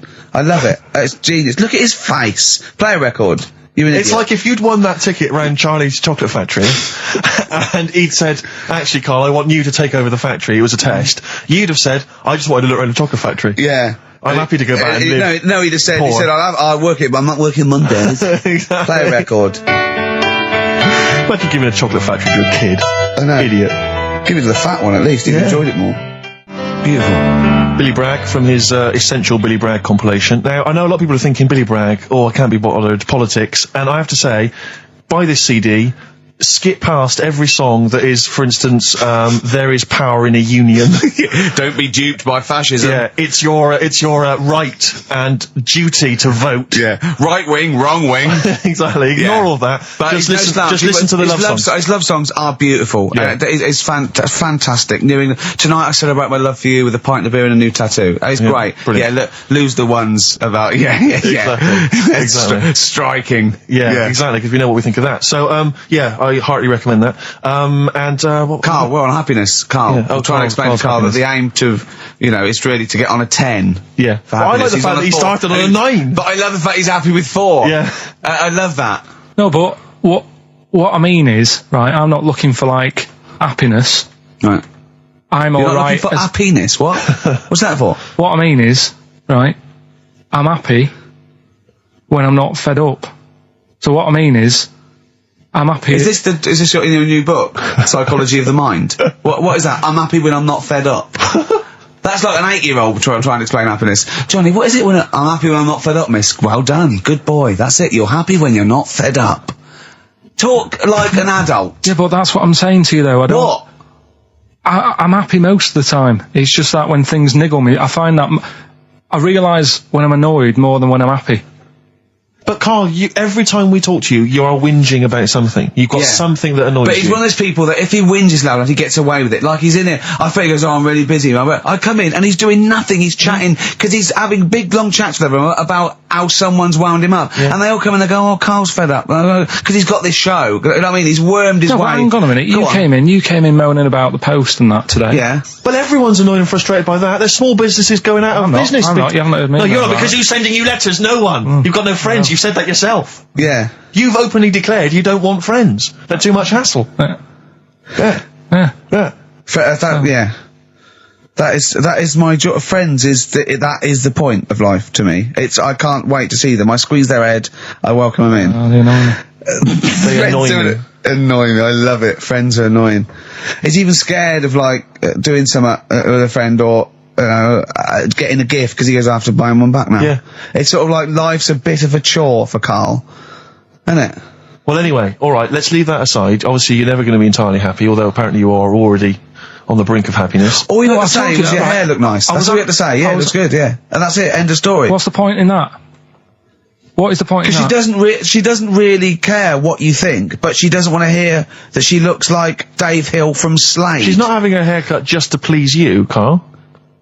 Despite what you might think. He's taken aback by that. Yeah. Sorry, happiness then, yeah. All right, I was happy the other week, right, when I was going up to Manchester on the train, nice quiet carriage, I'm sat there reading about sharks and that, right? Nice and quiet. And I got annoyed, I texted you, didn't I? Yeah. When two fellas got on. Can we talk about it? Well, yeah, you've started it. Two gay men got on. Go on.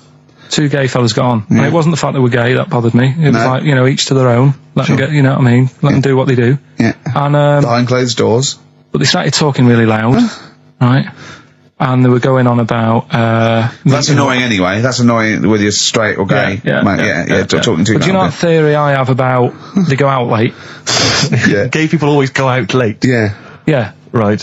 When I mean, what time do you go out in the evening? 7:30. If you go out about 7:30, you know, if I'm out of work, I might go out about 8 o'clock or something. Yeah. I guarantee I'll sort of be in bed by about 12:30. Sure. At that time, they're still sort of ironing the jeans, right? And the funny thing was, I've always said this, right? Dancing along to ABBA. You sort of said that's rubbish. I'm sat on the train reading about sharks. These two are talking, and they're going, "Oh, we can't wait to get there." And his phone goes, and he goes, "Hello," and on the end he goes, "Anyway, I'll see you at 1 then," right? Right. So I thought, well, maybe that's tomorrow. Could be 1 in the afternoon. That's when most people would meet. Yeah. And then he carried on talking. Most people would meet. Carried on talking, and he goes, "Yeah." So anyway, like I say, see you tonight. 1 o'clock he's meeting someone. Yeah. I don't know why you go out that late. Do you remember when his favourite record of all time is The Killing of Georgie? Sure. He said, would he have been killed if he'd have been back at a decent time? There's no mention of the time in this song. And then the funny bit was, actually, that did make me laugh, right? When he'd finished talking on the phone, he said to his partner, right, "Oh, there you go, let's have a little chat." And the fella said, "Who was that?" And he said, "Oh, it's Dave." He said, "Which one's Dave?" He said, "You know, the one with the shaved head." I thought, in the gay community, that isn't a good description. No. Do you know what I mean? Yeah, I know. They've all got little shaved heads. Before we move on, was the Sharks article interesting? Did you learn anything? It's pretty good. Was it? I'll teach you something about that later. Oh, okay. Is this educating Ricky? It wasn't, but I can teach you a bit. Yeah. Alright. That's good. Play some ads and that. Play some ads and a tune, and then have we got maybe a competition? Yeah. All What have we got? We're all looking forward to that. Alright. Fortune Faded, Red Hot Chili Peppers on XFM 104.9. I'm Ricky Gervais, with me Steve Merchant and Karl Pilkington. Back for 2 hours a day, then a Monday off. Conning the management, baby, and sending this station spiraling down into the depths for his greed and selfishness. Yes. Okay. We were talking earlier about things that have happened when we were away. Quite a lot, but there's one thing I heard. It might be a rumour. I hope it's a rumour. I kept it from you, Steve, because I want you to sort of have spirits up, because we've been at it in the office, and we've got to be... Okay. I'm just going to say it. I think Shed 7 have split up. Sorry, I didn't... Shed 7 have split up.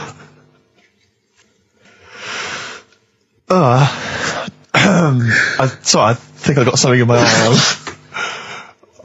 It's just a bit dusty, I think. So, okay, if it's true, it's true. If not, at least we got their music. Their music did. The music lives on. So we're going to dedicate this show to Shed 7 and all the bands they influence. So we're just going to play... Just every artist that formed a band after they'd heard Shed 7. Just play them from now on, and obviously all the hits, the Shed 7 hits. When I saw this, I saw it on a website. It said about, is it true Shed 7 has split up? And the next, one of those dorky message boards, someone came on and said, "You are joking."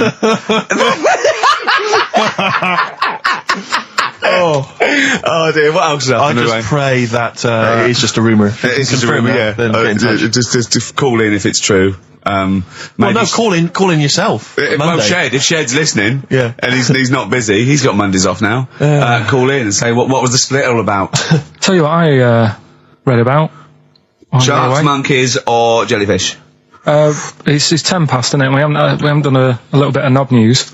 No, right? We haven't done knob news, no. But it's been 3 months. It's been 3 months coming. There's this thing. I don't know the full story. I don't know how it happened, right? But little Russian fella. Yeah. He was sort of having sort of emptying his bladder, right? And somehow electrocuted himself. Right. And sort of did a bit of damage. How did he slashed onto some live wires or something? Something like that. So did anyway, damage to himself or to an electric fire or something? No, to himself. To himself. Yeah. And so the doctor didn't slip and curling tongs went up his arse when he was pissed, because that's happened a lot. Yeah, we've all been there. We've all shoved the old curling tongs up the arse when having a piss. Right. So I can't even be bothered. No, go on. No, we're interested. We're interested. Come on, we're interested. You can't be bothered. You get Mondays off. Do some work. Right, so anyway, so the doctor says, oh, it's not looking good, we'll have to take that off. What? And he's like, Novectomy? Yeah. Really? But the funny thing is, right, Nothing funny about that. they've done, you're doing me head in.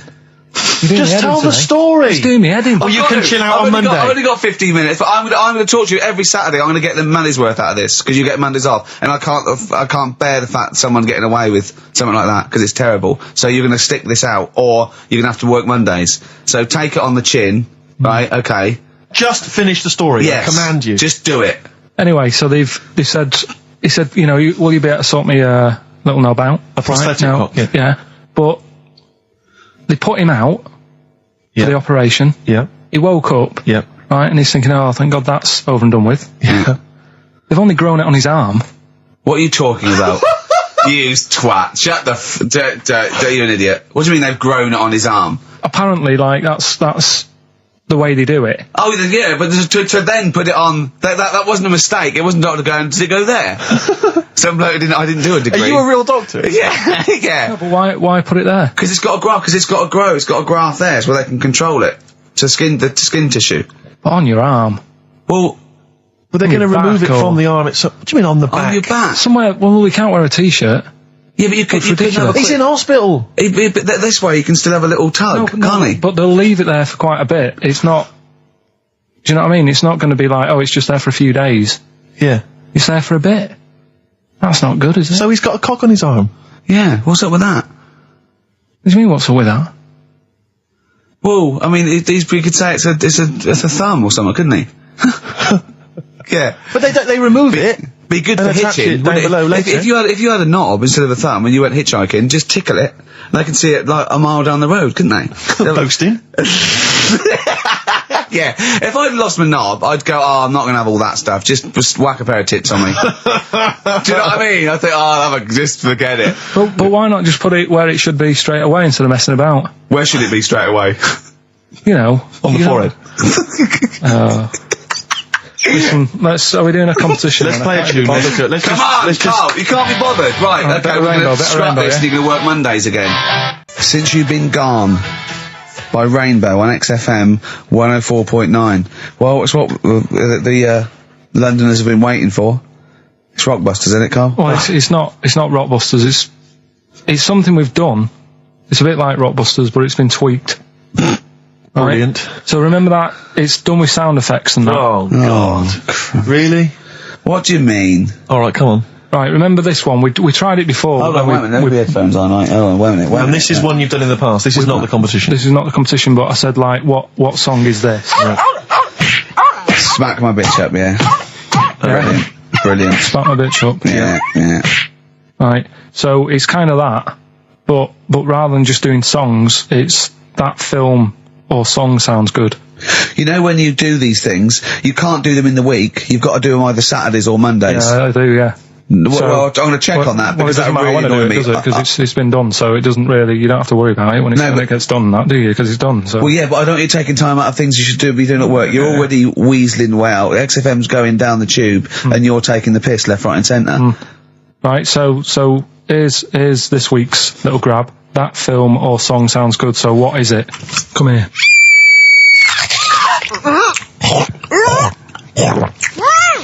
I'm well happy now I've had that.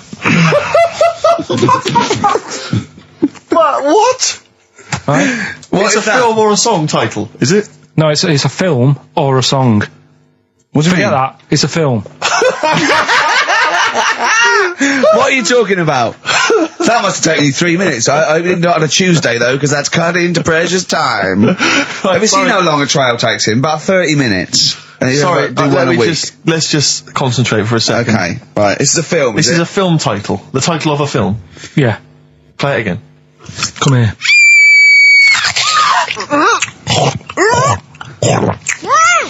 I'm well happy now I've had that. Right? Oh, dearie me. Dearie me. 3 months they've waited for that. 3 months for that. Shite. Do you want to say what the prices are? Oh, I can do. I'd say there's good news and there's bad. I don't know. I think maybe this is what people think of Karl's quizzes. This is the respect they show us. Because you know that the various companies, they'll send you product which you can include in competitions. It's a promotional tool. Yeah. They've sent us I'm Alan Partridge, Series 2, and Fawlty Towers, the complete series. Brilliant. On VHS. I mean, who's got a video player anymore, Karl? It's for losers and the working classes. Yeah, for up north. They still sell them up north, I think. Thankfully. In market stores. It's been redeemed. I mean, I wonder how we got hold of that.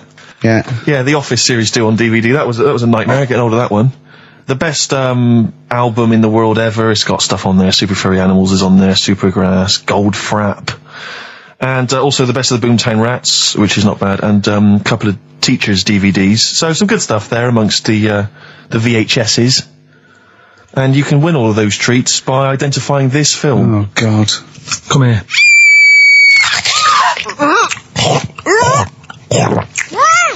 I'm well happy now I've had that. Email only, we don't want to actually speak to you. ricky.gervais@xfm.co.uk. I'm sorry if that's brought you down, it's made us feel Can I just say something? What's the phone number, Karl? 08700 800 1234. 08700 800 1234. Call up for no reason, because I want Karl to answer the phone. He hates doing it. So call up and talk to Karl. Ask him anything you want, just talk to him. Okay? Right, answer the phone, they're going mad. Drills. Big Sir on XFM 104.9. He's so annoyed that he had to answer all those calls. Why did you like it? We're wasting time, aren't we? That's your listenership. No. They want to speak to you. No, that's nice and everything that people call up. Yeah. But we should be concentrating on what we're doing. Yeah, well, but I do this show to annoy you. I don't do it for the money, or the kudos, or the awards. Do you know what I mean? I do it so you have to be here and do what I say for 2 hours, because you're getting away with murder here in the week. I don't like seeing that. I don't like injustice in the world. I try and fight it wherever I can.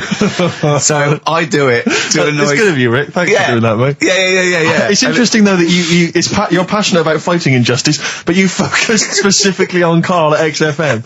One of the world's lesser crimes. Being a little bald mank twat. Exactly. I know, yeah, but nonetheless, it is a crime. Look at him, look, he's got his head down like one of those, one of those chimps that have, like, lost their mate in London Zoo. He just sits there like, a broken animal. Karl, what are you thinking? Where are you on the happiness scale now, of 1 to 10? Karl? On about a 3. Go on, Steve, what are you going to do? Well... We were talking earlier about stuff that happened while we've been away. We don't talk about I haven't been this upset since Skunk and Nancy broke up. Yeah, I know. Cheryl Tweedy. Tweedster. We've done that. We've done the Tweedster. Well, of course, the war. Is that all done and dusted now? I think it's pretty much over. I think we've sorted that out. Okay, good. What annoys me is people going at Tony Blair and Bush, right, for like bombing stuff and all that. But my point is this, right? Those bombs have all been bought and paid for. Yeah, the taxpayer, they're yours. They're bought and paid I'm not a scientist, but I think bombs go off. I think so. And if you don't use them, you lose them. So let's use them. Exactly. Do you know what I mean? It's like tinned food. It lasts for a while, but eventually it's going to go off. It's like anything. Oh, we better eat that. No, don't open the fresh stuff. Don't build the fresh ones. Let's use the old ones. Exactly. So because they're just stockpiling there, and they cost us millions. I know. We want to see if they work as well. What? We never tried that one. Use them. Use them on just Oh, exactly. Karl, who would you bomb if you could? I wouldn't. No? What do you mean? Well, imagine you could bomb a country. You're not actually going to bomb them, but you're just going to frighten them. Just going to put the frighteners on them. Frighten them, yeah. You're just going to go, I'm going to bomb you, and then obviously... And they'll go running, behind and under tin shelters and that. Yeah. Ricky's house? No, come on. What country? No, what country? I wouldn't. Honestly, no one sort of makes me fed up or anything. No one makes you fed up? Not enough that I want to bomb a place. You're not actually going to bomb. I wouldn't get involved. I'd just say, let someone else do it. Sure. Just look at it. What about you, Rick? I got a list here. You know who I'd threaten? Go on. The Swiss. Oh, they've had it easy. They've always had it easy. They've always chickened out. It's the equivalent of having Mondays off. Exactly. Like, we don't want to fight. Exactly. You can both walk through it. You know what I mean? Yeah. We're a carpet. Exactly. While we're busy sorting out fascism. Yeah. Or Osama bin Laden. They're just chilling out. They're holding ours and Hitler's coat. Exactly. Do you know what I mean? Little weed. Yeah. Both turned on them. Yeah. And I'll tell you who else. This will just frighten them up. Just shake them up a bit. Iceland. They've had it easy. Because they have stayed out of everything. They have not been involved in anything, as far as I can tell. But you don't have to bomb them, do you? Eskimos, they've never been involved in anything. I know, but don't bomb them, just pour hot water on their igloos. Exactly. Just send a plane over with warm water. with a big flask. Yeah. No, just to shake things up a bit, just to keep them on their toes, that's all it is. Why would you live there? If you could choose, I've If no you're an idea. Eskimo and you're born, little baby, you grow up and you go, what? I'm sorry, I'm eating ice and fish for the rest of my life. Well, fair you're enough. having a laugh. Fair enough, like years and years ago, but now, presumably, they're aware of the proper I house know. and the fact you can live in, say, Somerset or the south of France. I know, but it's like, haven't they learned? It's sort of like, they haven't even got, they're not even on as good a thing as the North American Indians. Now they're sort of pierced up, They got smoking gambling. fags, they live in lovely little cages, Drugged up. they're all brought to their little village, they're having a whale of the time, they don't have to go hunting anymore, and Yeah. like killing buffalo, and the same with the Eskimos. Let's get them some beer and fags down there, knock the igloos down, build them some lovely little semis, or like... Or just a little kind of trailer or a caravanette or something like that. It's got to be better. It's got to be preferable. I know. Some of them now have got TVs built in, Rick. I know. What And do they showers. want? Yeah, they've got cable and stuff, have they? Yeah, Or is of there course one sort of Icelandic Well, you channel? get satellite or whatever, wouldn't you? Magnus Magnuson. Yeah, exactly. Probably doing... There's loads of Mastermind reruns. Yeah. And Pingu. Just on a loop. That's porn over there, Yeah, though. exactly. Oh, brilliant. No, well, that's like a hardcore documentary. This is Racist FM 104.9. Yeah. So, who would you like to see bombed? Or not bombed. Not bombed, but just put the frighteners on them. Yeah, it would Email Ricky.Gervais, XFM. Anyone. Yeah. Any nation or anything. Carl, thoughts? Play a song? You're not working for your money. You're not having Monday off. We've got to do something Monday. Let's plan something Monday, just to get him in here. You've got 2 hours for 8 hours off. You don't do an 8 hour day anyway. Rick, how much is he getting paid? He's getting money for this. I think his wage went up last time. So he's getting paid to be here, extracurricular, extra work, right? So it's moonlighting, and they're giving him a day off. Yeah. And he's contributing nothing. Nothing. So, Huh? What, Carl? You say something, mate? so, Huh? what's going on? What? Going on with yourself? Well, say something back and earn your Well, money. let's just play a song. We've done a bit of stuff there. You idiot. Don't say we, mate. I've not heard anything from you. We've heard your contribution. It's a classic. If I Can't Change Your Mind from Sugar on XFM 104.9. Ricky Gervais, Steve Mouldy. Merchant. Old Mouldy. Up to his old tricks. That's right. In the shugs. Should we just... Yeah. Should we Go just hear Carl's name Carl. that film Come again? on, Carl. Come on, hurry up. Do work. You got half hour, then you get Monday off. Come here.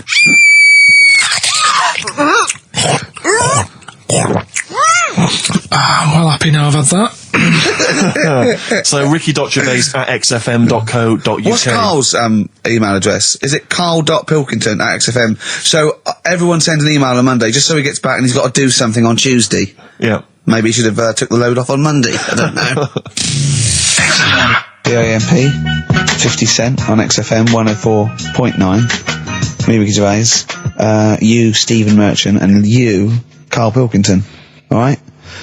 What are we doing then? How are we going? Carl, how are you feeling? On a scale of 10 now, happiness scale? Just building back up again a bit. Yeah? Probably on about a 5. Oh, that's not bad. What changed it? What changed it? Just calm down a bit. Yeah. So, The chilled out vibes of PIMP probably helped you. yeah. I think we should just say, give massive props to Adam and Joe, who stood in for us. Oh yeah, stood a in couple for of us. months. Did a great job. Yeah, great, really good. In fact, interesting, I listened to the show. Are they going to get their own show here? I think they should. Yeah, I'll probably get something. Well, there you go. Well, it's interesting, as I was listening to them, they had quite a nice selection of features. They had a couple of good competitions and things. Now, I don't know if, having done them for XFM, is it somehow they may be kind of under some kind of XFM copyright? Which would mean, as we've got no ideas, maybe we could just hijack some of theirs. Maybe you could look into that. Obviously not Monday, you're not here, but... I was with Joe Cornish last night, went to a little do at Jonathan's house, and Joe was there. And he walked in, and I was taken aback by how tall he is. Sure. Because I'd forgotten. And he's about 6'4", but he's unlikely to, do you know what I mean by that? It's sort of like some people surprise you.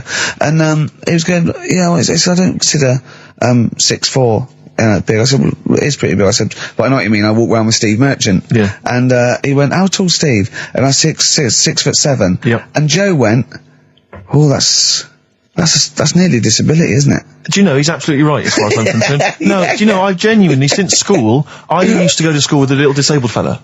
Lovely guy. No, I swear to God, lovely guy. And I remember he came in when we got in the sixth form, and he'd basically got, I don't know what the ins and outs of it were, but as far as I could tell, he'd got a car for free. a specially converted car. Yeah. You know, because he was disabled, and he was driving that around. Same as Carl. Me. I need this, I need that. But it seemed to me that I was thinking, well, why can I not get something similar? Because there are some cars I can't fit in. Because I'm too tall. I genuinely cannot drive the smaller cars, the cheaper cars. I'm obliged to buy a more expensive, larger car, because I can't fit in the toilet. Yeah, that's like saying you've got to pay more for your shoes because there's more leather, which is true. Which is absolutely true. It's a nightmare getting shoes. But fat people have to pay more. Do you know what? It's a nightmare getting chairs, comfy chairs that I can sit in the home. I sit in a chair for very long and my back's killing me. Now, how is that not a disability? But no, you don't see people like me whinging. But I think tall people, I read an article that taller people on average get higher wages through an advantage, or just because they're taken more seriously than little dumpy fellas. Do you know what I mean? But I don't think I genuinely don't think there are many benefits of being really tall. People seem to assume there are, but beyond the fact that I can reach things down from a high shelf, I know. I don't think there's any real perks. I've seen you hit your head a few times. That's a disability. I know, I have seen you hit your head a few times, and I think, oh God, that must have hurt. Obviously I'll make sure okay and then laugh. Of course. But I know it must be annoying. Thanks, mate. No, but I mean, there's one pub in Soho that he has to go down backwards. Yeah. He has to lean that, it looks like a limbo dancer. Yeah, they've almost got to lower me in on ropes. I always find it amusing. But like, for instance, on an airplane, I can't get some of the seats. I can't fit in some of the seats. Not in any way. Not the way that I could. Because what are you talking? How is that not a disability? There's some seats that people can't afford because they're poor. It's not a disability. That's irrelevant. Don't go on a plane then, because you're poor. But if you can't afford to go on a plane, you can't afford to go on a plane. You should have studied hard at school. But what annoys me about that is there's a physical disability I was born with. There's a weight allowance, so I might not be allowed loads of bags on, but there might be a big fat pig in the queue who's allowed the same chocolate allowance as me. That's because they've been eating like a bloater. I couldn't stop myself from growing this tall. It wasn't a conscious decision. I didn't think, I'll tell you what, I won't smoke when I'm a teenager. Maybe I'll shoot up. I'll eat healthy. I'll probably add an extra 2 feet. It just kept going. You do eat too healthy. You eat way too many greens. But that's not why I grew to this height. It's a genetic thing, isn't it? Yeah, but if you'd have lived near some sort of pylon or something and just, as I say, smoked from an early age, you wouldn't have been that tall. Don't think when I was a gangly teenager having the piss taken out of me, I wasn't thinking I wish I'd been born near a pylon. Or Chernobyl. Could your mum or dad, could they have banded you like they did with little, didn't they do that with someone's feet? Well, yeah, concubine, yes. I didn't come out this tall, did I? No, but and how would they bandage him? They'd have to bandage him round the feet and round the top of the head. Yeah, I'd be walking around like a mummy. Yeah, or a bonsai boy. But people didn't really realise I was going to be this tall until I was 14 or 15. You know, you don't realise when you're an 8-year-old.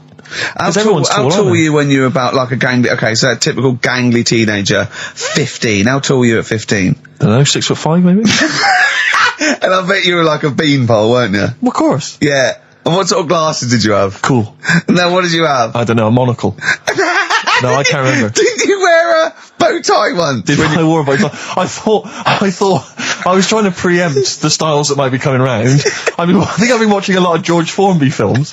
And I thought it can only be a matter of time before the bow tie comes in. I thought it might be quite kind of urbane and debonair. Yeah. So what was Robin Day at the height of his fame? I think he might around this time, yeah. Yeah, I wanted to go for that dandy look. I thought that's what the girls would go for. I know, the dandy. Oh dear. So I still want to see you with a pipe and trilby. Yeah. I just think you'd look great walking along the street.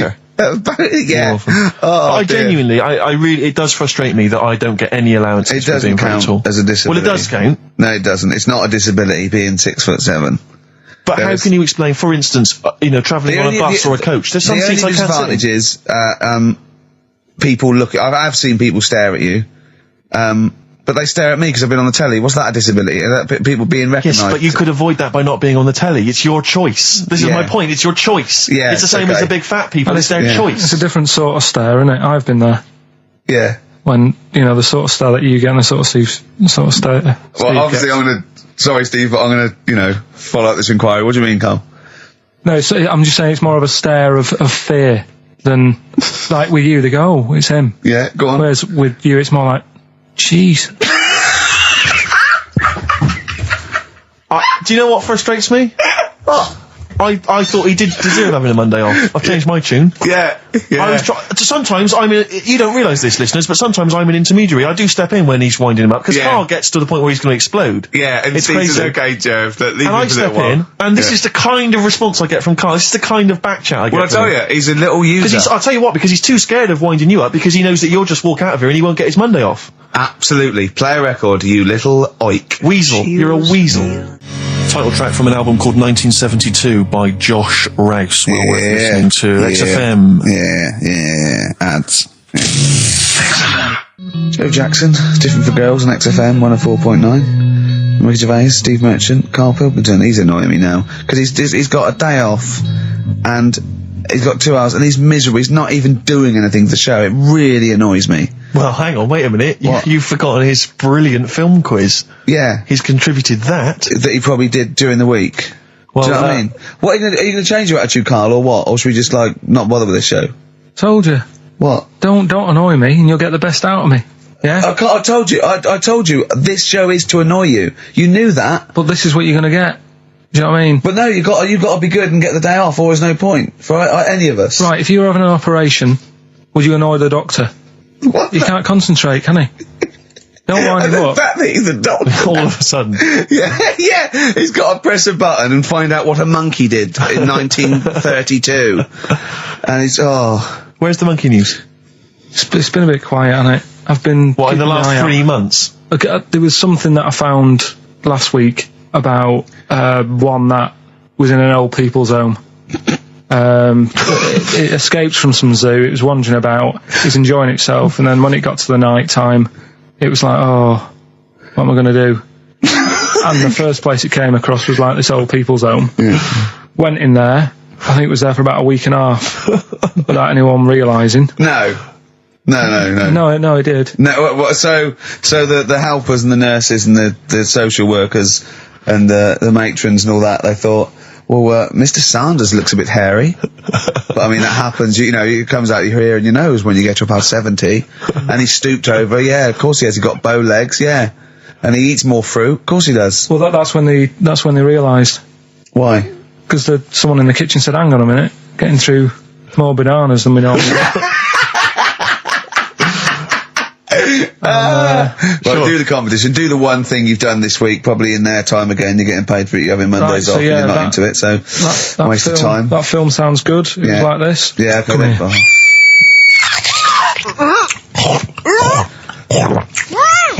I'm well happy now I've had that. Oh, yeah. Right. So that's a bit of a cryptic clue. Yeah. Someone eating this woman. Yeah. And he's happy that he had that. Yeah, go on. Yeah. That was Gladiator. So. Who wins? A couple of people sent in Hannibal, which would still work. Yeah. And someone else sent in Maneater, which I suppose works. Although he did put the thing in about I'm well happy, glad. Yeah, I know. I know it's not. It's not worth the. I don't know. 100 quid he gets for this and a day off. No. Well, Eva, who got the answer right. Well done to her. I'm going to give her the prizes. She said that she'd heard this before on Christian O'Connell's show. This is really annoying. Right, that's it. You're going to do something, or we're going to stop this and you have to work Mondays again. Because you are taking the piss out of me, you're taking the piss out of Graham, and you're taking the piss out of London. I'll see you next week, and you can change your attitude. Limp Bizkit. We may be back next week. It depends how Karl gets on. Maybe he bucks up his attitude. Thanks for listening. That was the record before us, and here we are, pre-recorded, because we did this a few weeks ago, because we're not here at the moment, are we? We're away in that. I'm Ricky Gervais, with me Stephen Merchant. Hello there. And Karl Pilkington. He's not actually with us. He's on he'll be in some of the best of clips that will be coming up shortly. Yeah, this is just us, isn't it? This is just us. We did this. When did we do this, Rick? A couple of weeks back. Hold on, what is it? It's the 27th today. Yeah. I enjoyed Christmas. I loved Christmas. I loved Christmas. I had a great time. What did you get? Loads of presents. And I'm glad they made it to number one. I'm really glad. Stroke, he, she. Yeah, I'm really glad that the pop idols, Cliff Richard, Westlife, made it to number one. Bo Selector. Yeah, just delete that. Okay, well, we're going to play some of the best of, some of the greatest moments of the last 3 weeks. Yeah. Ever heard on XFM 104.9. What about this? Do you remember this one? Oh, which one is it? Alright, so, here's the first bit. Right, there was this. This is what it's like about getting presents and stuff, right? With me, mum and dad. Go on. my mate Colin, right?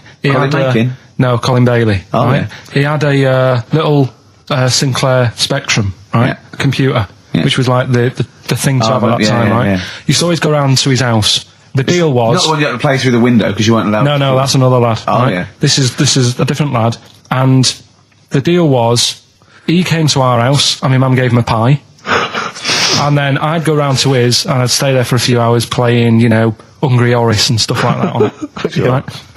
Now, my mum and dad knew that I really wanted one of these computers, right? So I waited about a year. Came round to Christmas Day. I thought, I reckon might have one. Turned out they bought me the wrong one. They bought me a ZX81 instead of a Spectrum, right? And Christmas Day, I'm there trying to load the games up. It's not working. I'm thinking, what's wrong, right? And the thing with me, when I was a kid, I used to get quite sort of agitated. This is the moment, right? I found out that it needed a RAM pack to make it work, right? Looking in the thing and it's saying, and make sure you put your RAM pack in the back. And I was like, oh, where's the RAM pack? And my dad's going, I don't know, I've got you the main bit. That's it. So I was that wound up, I just was sick, right? Just sick. I didn't feel sick or anything, I just was like, oh God. Went to the sink, just sick. Because I was that on edge about it. I said, come on, we've got to get one. And my dad's like, Tandy's shut, we're not gonna get anything today. Ruined again, Christmas Day. That was after the year when my train set got blown up by our kid. The following year, no RAM pack. And now you ask me why don't I get good presents? He's scarred. He just I'm gonna die. Honestly, I'm gonna die. He's just screaming sick. Yeah. There's no RAM pack. What? Did you get to the bottom of it? Why wasn't there a RAM pack? You have to buy them separate. Oh, It's one of them cons. What do you mean I can't play Frogger? Oh no. So, wasn't there another incident when you threw up? Spontaneously threw up? Through sheer anxiety? I do get it. It's not so much now because I've relaxed a bit, but as a kid I used to be quite on edge all the time with certain things. Do you think that's what happened to your cat that kept being sick? That it didn't get the food it wanted and it just threw up? Do you remember that? Yeah. God, so they shaved it.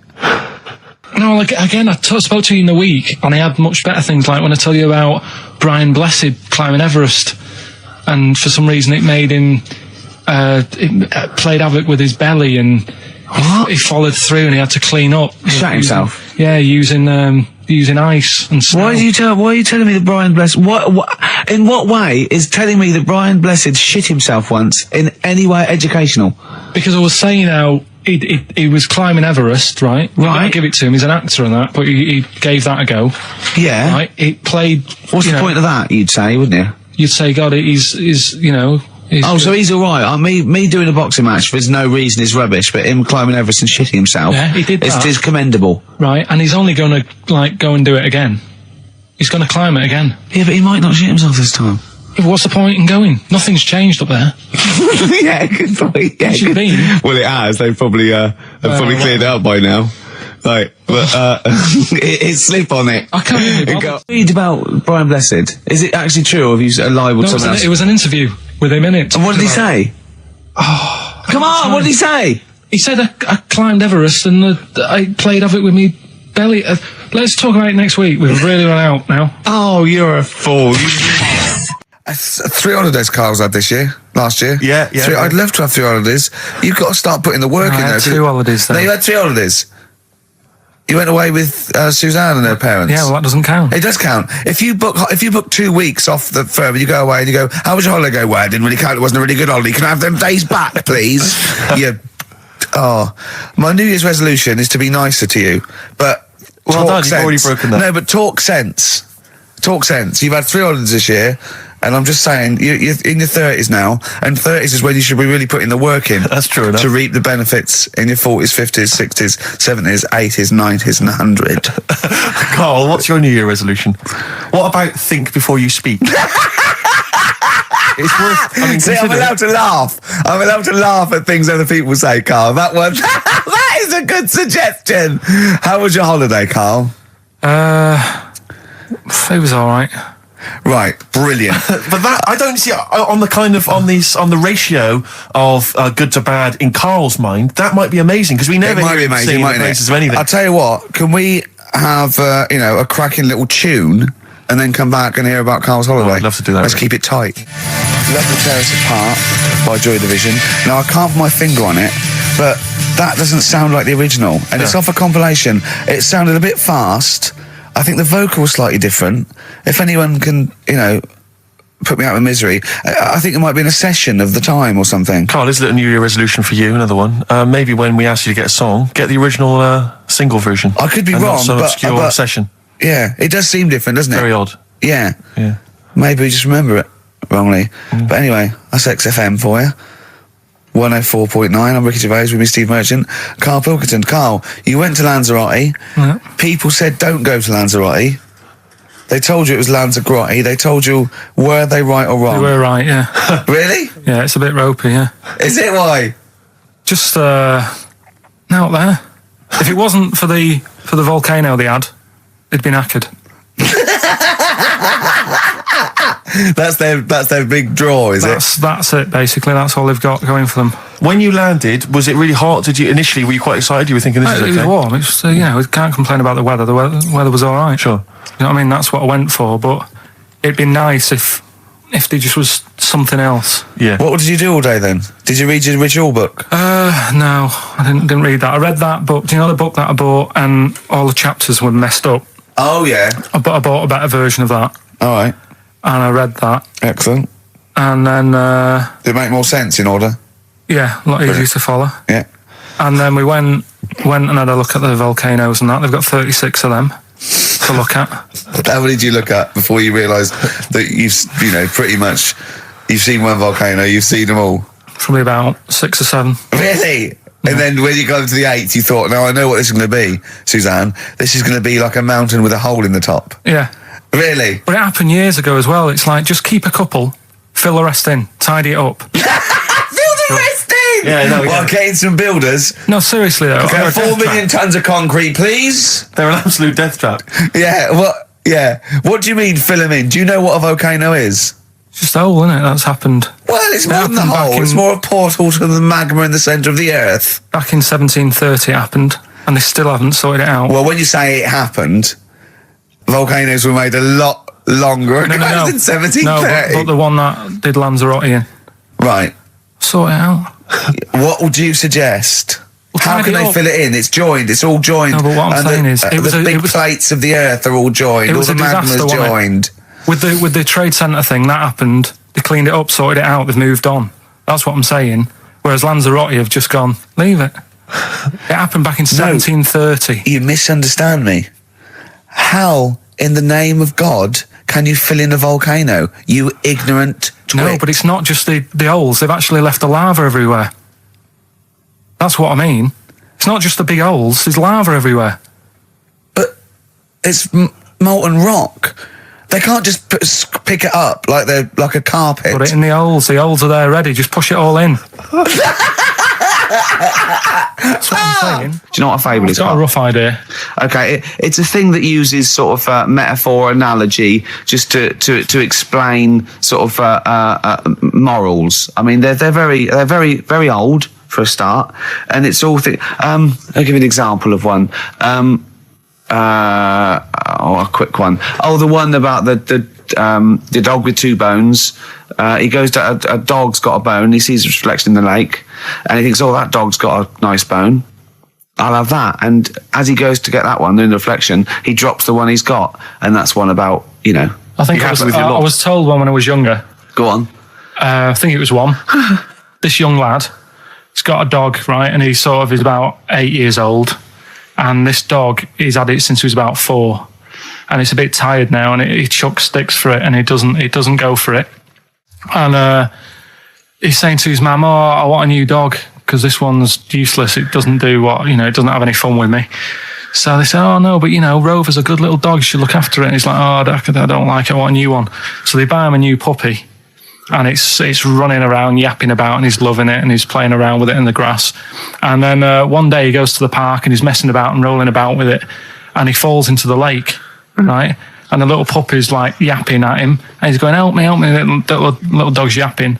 And then the old dog comes and gets his collar, and it pulls him out of the lake, and he goes, oh God, why did I forget about you? You're the better dog. And he loved that one again rather than the puppy. I got a feeling that was Lassie. Well, yeah, that was an episode of Lassie. What's the moral? What's the moral there, Carl? What's that telling? What's that explaining through analogy? Sort of, don't forget the old. Look after old people. I remember there was one I heard once about a young boy who got trapped in a lake inside a cage. But he loved his trainers so much. He wasn't going to get them wet. But even though he had to get out there, and even though he thought that was the important thing because it's material value, he actually drowned, and the trainers were no good to him then. That was Bowie and Waterloo Sunset. Love that. Love the original. Love Bowie. Bowie was my gig of the year. These are my singles of the year. These are our clips of the year. I'm Ricky Gervais, with me Stephen Merchant. We're just picking some lovely little bits and pieces. Do you remember when we talked about this?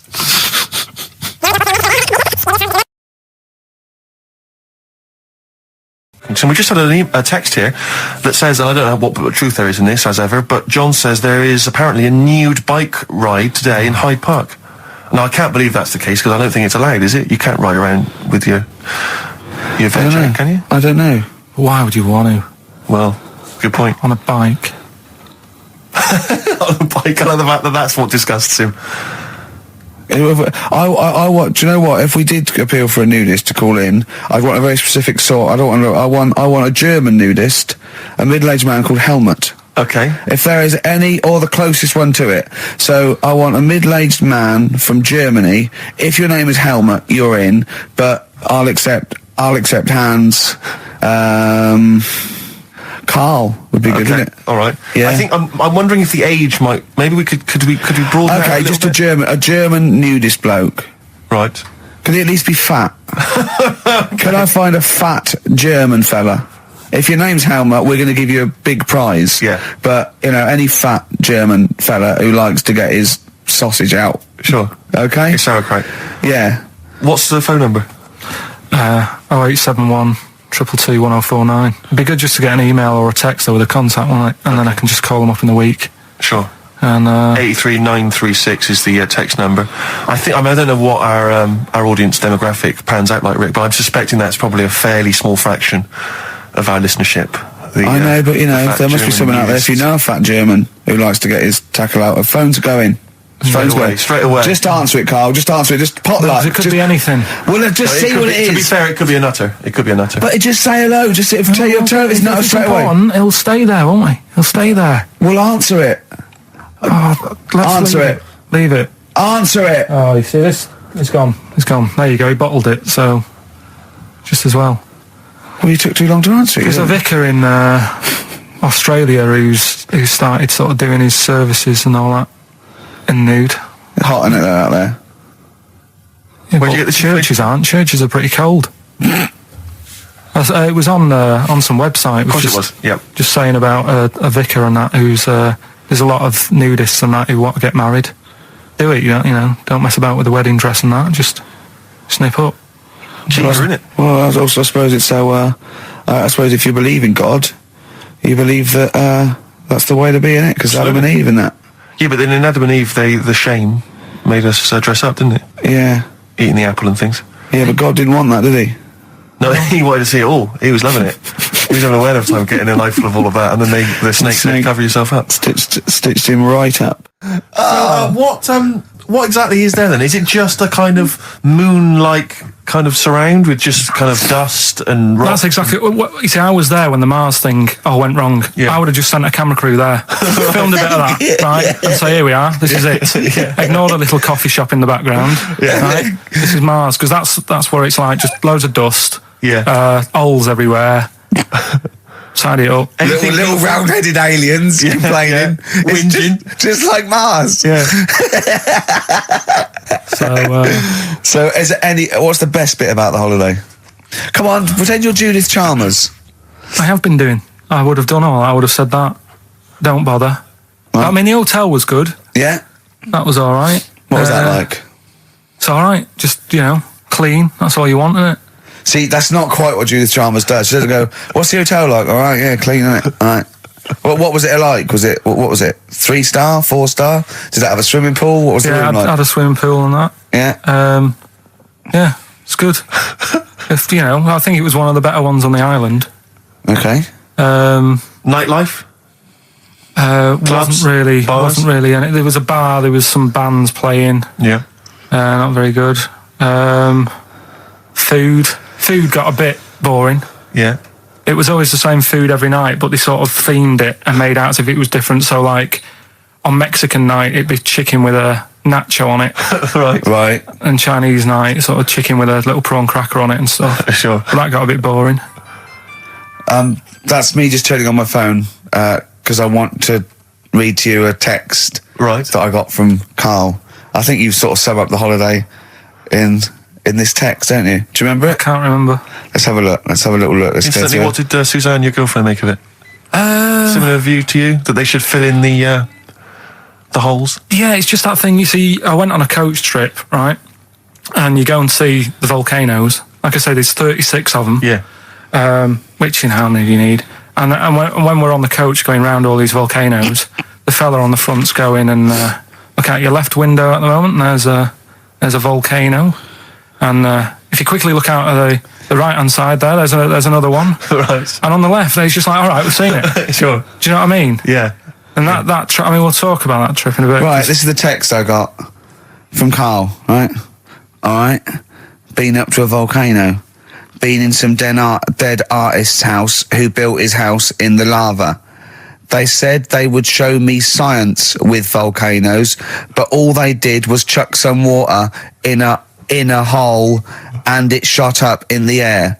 No dwarves in the canteen, no Scousers here, but there is a Swede woman with a big head. She looks effing gormless with a cap on. Alright?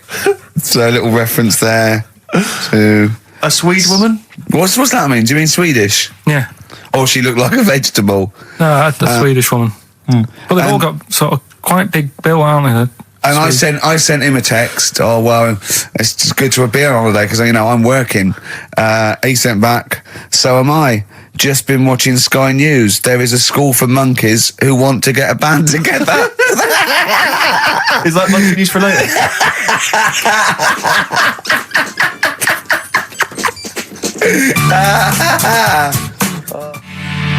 Oh My Corazon by Tim Burgess. I can't get enough of that. I love that chorus on XFM 104.9. Ricky Gervais, Steve Merchant and little Karl Pilkington. But it was a nice holiday. Yeah, it's all right. It's just, you know, I went there to relax and that. Exactly. Did a little bit of that. Trying to think of some new, you know, features and stuff. Sure, always working. 3 holidays a year, Jesus. Oh, not really 3. Oh, 2. It's all one big sort of like work thing to me and Steve. 2 holidays, isn't it? Work hard, you need the holidays.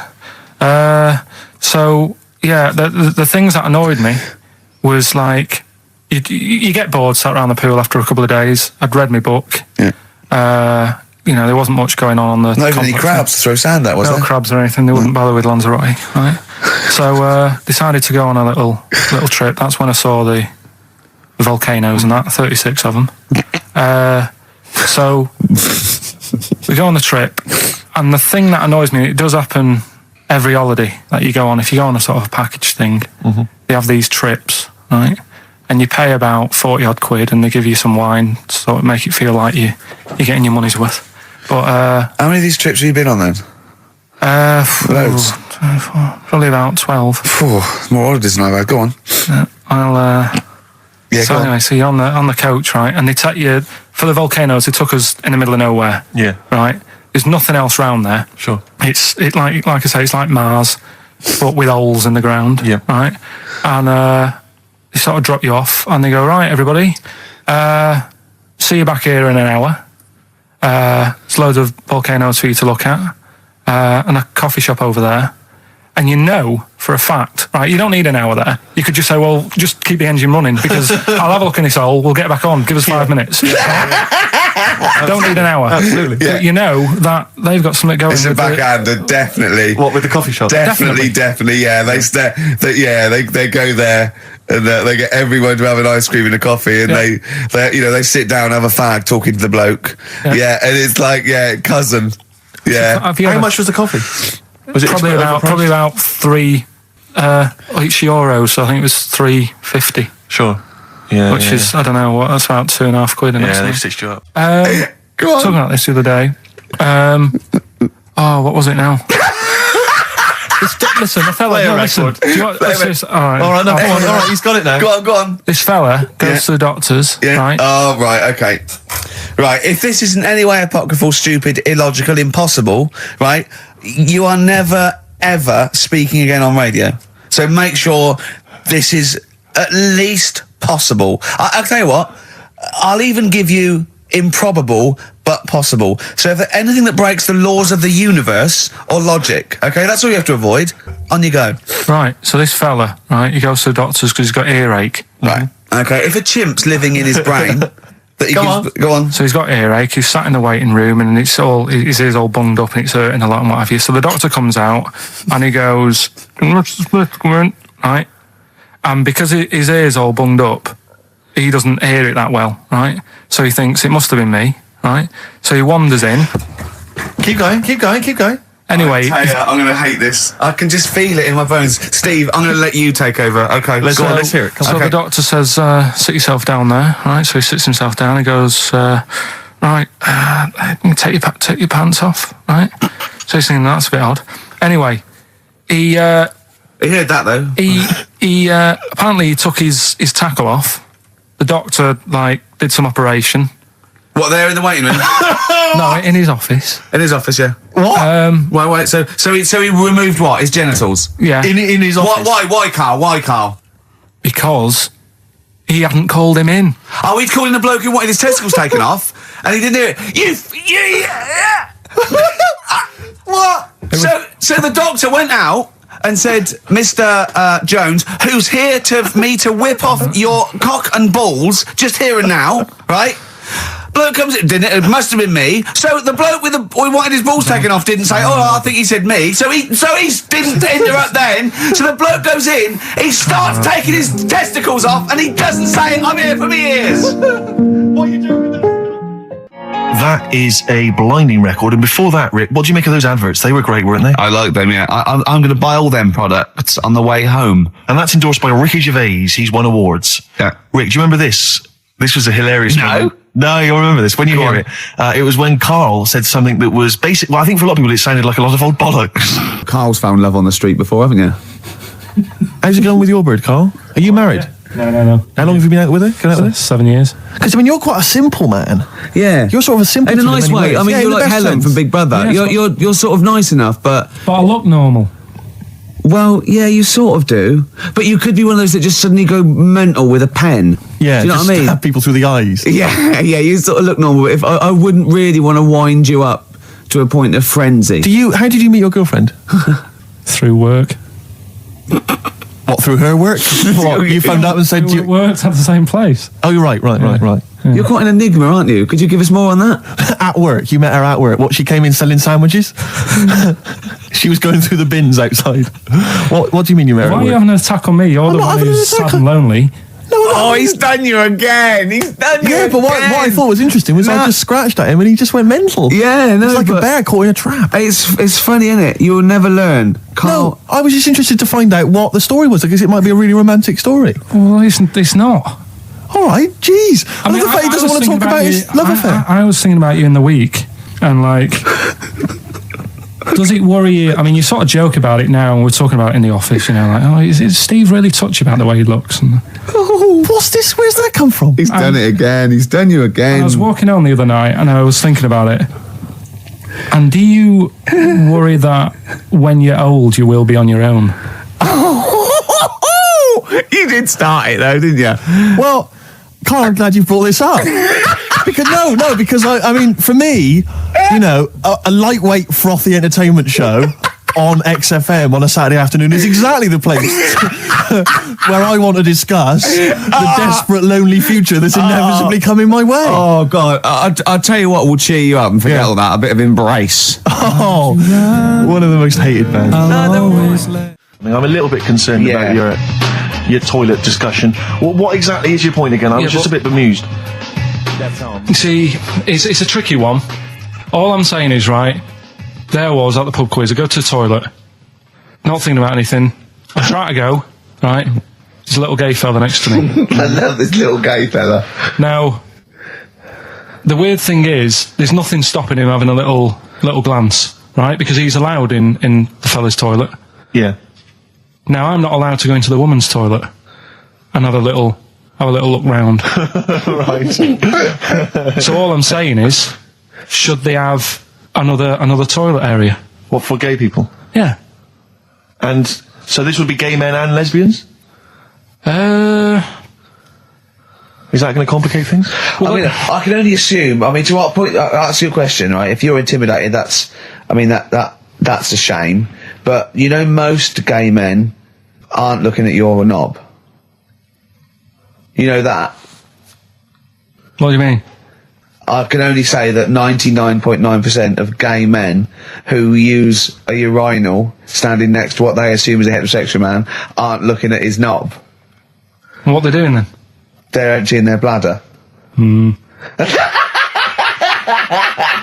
the thing is, I can't talk. You're saying like, you know, about would you have one toilet for lesbian women and gay fellas, right? What does that mean? Would it be mixed? Would it just be? Would it have a man on one? That's heterosexual man. One little picture of a woman on the other, and then what? What would the little icon be? A man and a woman. A man and a woman. Just having a chat. Yeah.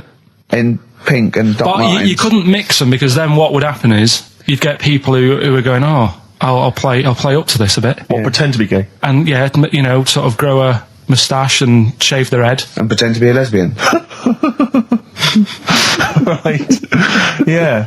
So I see. So you know, people pretending to be gay so they could go in and have a look at the lesbians. Yeah.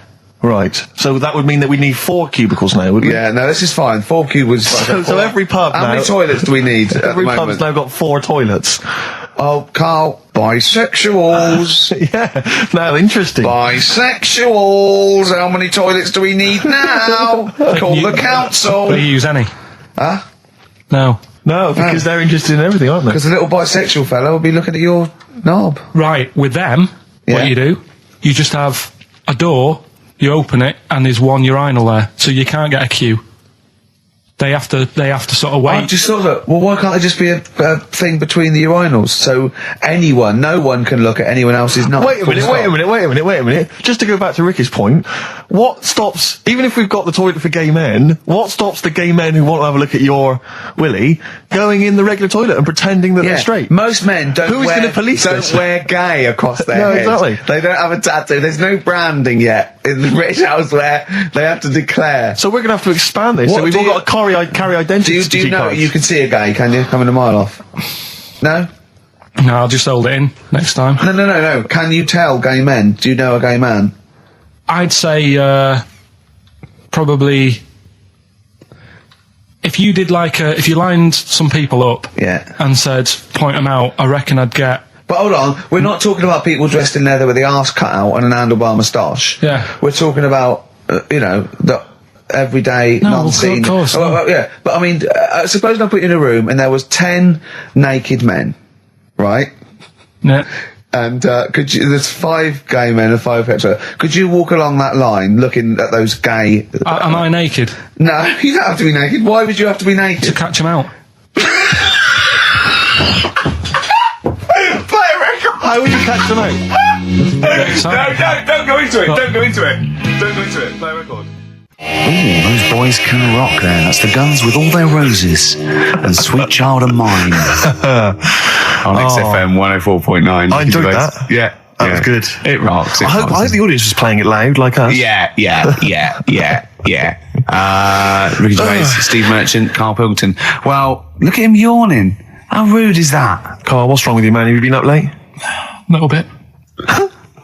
Girlfriend was away, wasn't she, yesterday? Yeah, I always have a problem with that. I always have, because you don't go to bed, do you, early? Do you know what I mean? You sort of think, I just always find that thing that if, you're used to living with someone, one of you will go, let's go to bed, then you'll go, all right. But when you're on your own, you go, You just forget to go to bed. I just stay up. Okay, stop eating now, Carl. You've ate all the food. That's just a plate. All right. Okay. Yeah. No, I stayed up and watched, there was a thing on about Dracula. Right. What, Dracula? And I found a flaw in it. Go on. Not the fact that he's the living dead and and drinks blood to stay alive and he doesn't reflect and he can in turn into a mirrors. bat. Well, and you can go on. The mirror thing, you can't look in mirrors, can he? Well, he can look in mirrors, but he can't see himself in a mirror. Yeah. That still doesn't work. Go on. It doesn't work at all, Carl. It doesn't work Go on. anyway. Well, centre parting's always really neat. His centre parting's always really how does he do it if he can't look in the mirror? Blood on the floor or something it was called. Rubbish. I love the flaw in the Dracula film is that his centre parting's too neat. How did he do it without a mirror? Oh. Was it a documentary about Dracula? No, Yeah, there was the real Dracula. Yeah, the real Dracula. It's just a film. It had blood on the floor or something. It was called. Yeah. It's rubbish. We had a little lunch yesterday, didn't we? We did indeed. That was a nightmare. Yeah. I hate going out with you two. I was explaining to Carl, right? I like to excite Carl's imagination, right? And if it involves chimps or monkeys, all the better. Brains he likes, parts of the body, deformity. You know, I know where to, what buttons to push.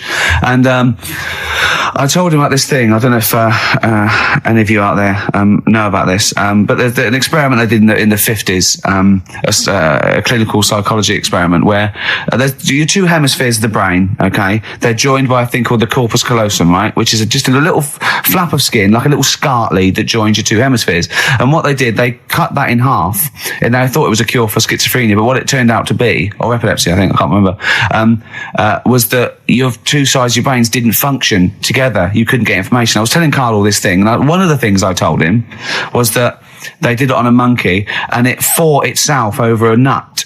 Like its right arm was connected, by its left lobe of the brain, and it was fighting over itself. And Carl went, instead of like thinking this is amazing experiment, he went, would it have been happy if you'd given it two nuts?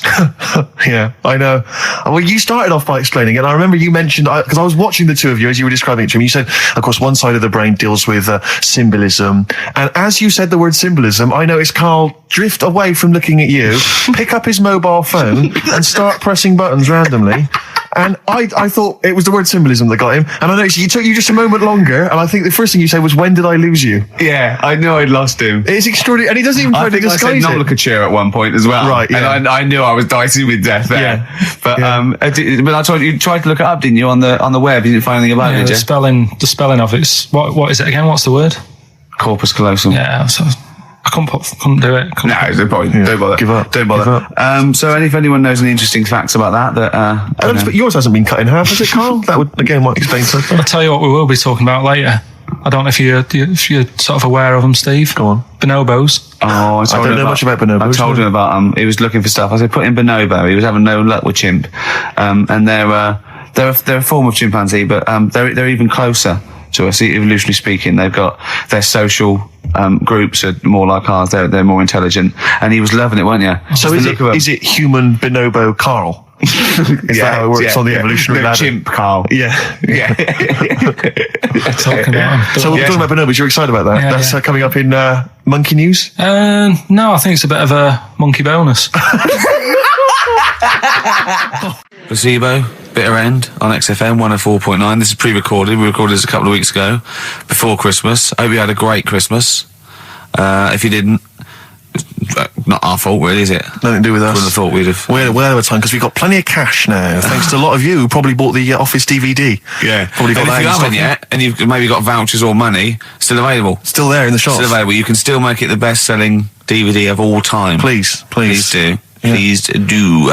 I'll tell you what you want to hear there before you make your mind up. I'll tell you what, if you like this next clip, go and buy the Office DVD. I think you will. It's a brilliant clip. It's the one where we talk about, well, it is self-explanatory. Yeah. We went. It was a great day, wasn't it? Brilliant round of golf, absolutely brilliant. Such a beautiful place in Stoke Poges, it's like a really posh place. And are you a good golf player? Well, we'll get to that. Oh, okay. Well, he bought the shoes especially for it. Oh, brilliant. I'd love to have seen him in those little shoes. I know, and they were no good because they were metal spikes. We had to change them. He was annoyed straight away. He spent over £22 on these golf shoes.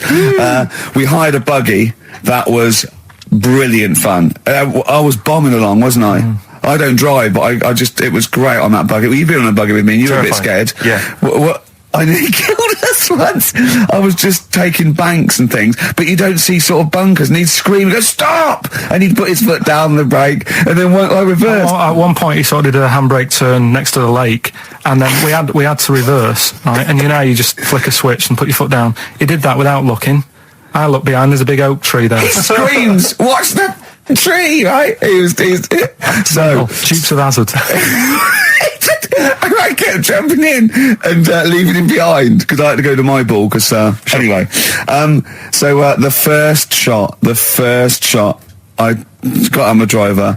I honestly did one of the best shots I've ever done. It went straight down. It was great. I thought, phew, got away with that because it's always the first one because it's a clubhouse and you want to look good. Yeah. So. He tees up, and I've been saying, buy some balls. He just got 6 balls. I was going, what if you lose me? I won't lose 6 balls, right? He tees up, right? Whacks it. It goes miles, like right angles, straight into these the woods, right? He turns around, he goes, go and buy some more balls. So I'm laughing because it's like impolite to laugh, but he broke the ice for me, and I was falling around. And then his second shot, I go, you know, you're off a 3 now. If you take another shot, he went, oh, right. So it's his third shot. He puts the ball down. He hits the ground before it and misses the ball altogether. And I was on my back, wasn't I? Unbelievable. Actually rolling about on his back. And we were terrible. I went round 107. He went round in like 119 or something. Sure. It was just rubbish. How long did it take? 5 hours. Of course. And there was no one around, luckily. But it was fantastic. So then we go and have our meal. What annoys me, I said, right, I'll go for a run. He went, I'll have a bath. I said, I'll see you at 7:45. At 7:55, I have to call him. He's not ready, so he's let me down there. I can't stay in lateness or laziness. Yeah, and he's let me down. Do you know his excuse? He fell asleep in the bath because there was no light bulb. There's no light bulb in the bathroom. So instantly he fell asleep and he was late. No, do you know what I mean though, Steve? If you're sort of like nice and warm and what have you, I was tired anyway. I've been stressed out for 4.5 hours, right? My life flashed in front of me a few times in that buggy. So it's all sort of wears you down a bit. I thought, right, I've got a headache. You're going for your run. I'm going to have a bath. I walk in, put the light on. For some reason it didn't come on, but I thought, it's all right. I'll just... doesn't matter. You can have a bath in there. It's summer, so it's light anyway. Well, there's no windows in the bathroom, so... So you were in the darkness? So I'm in the darkness. I nod off because I'm shattered.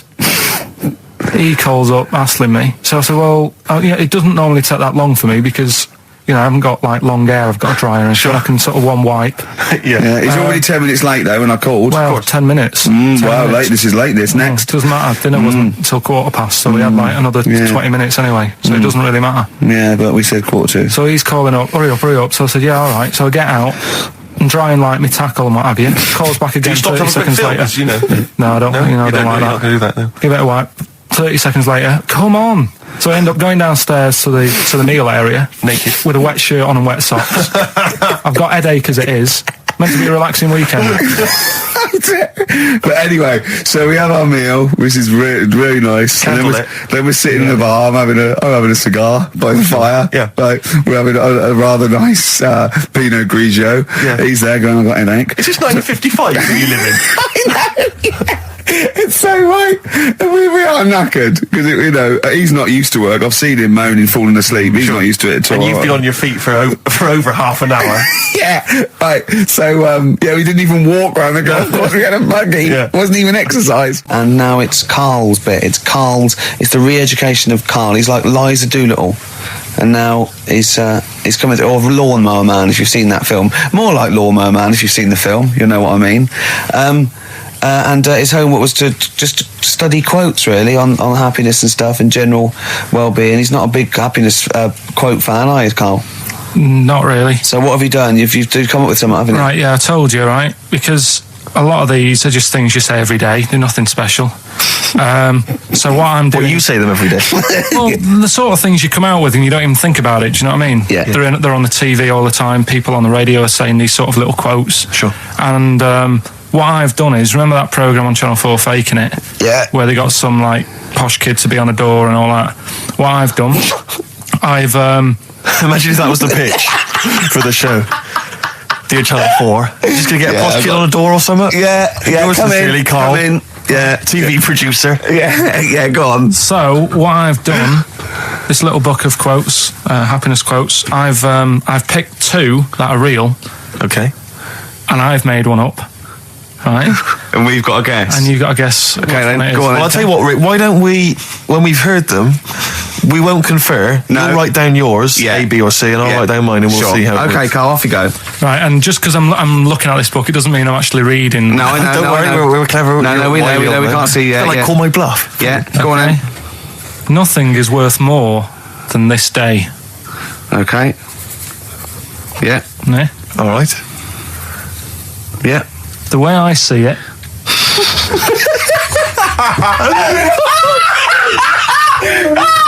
Oh God, my head's gonna burst. No, hang on. My head's gonna burst. No, Hang on. this might not be Carl's. Oh, it might not be. How do you know I haven't tweaked them a little bit? Yeah, good Okay, point. fair Good enough. point. No, good point. The way I see it, if you want the rainbow, you got to put up with the rain. Yeah. Okay. All right. All right, yeah. Okay. Hang on. Yeah. Come on. Cat food. Cat food, come on. It stinks a bit, but if you don't put up with the smell, the little kitten will die. Steve, I don't know what to say. I don't know what to say. Imagine this is faking it. Imagine their faces when he says that, and they're going, "Oh my God." Oh. Carl, play a song, mate. We'll have to confer on this one.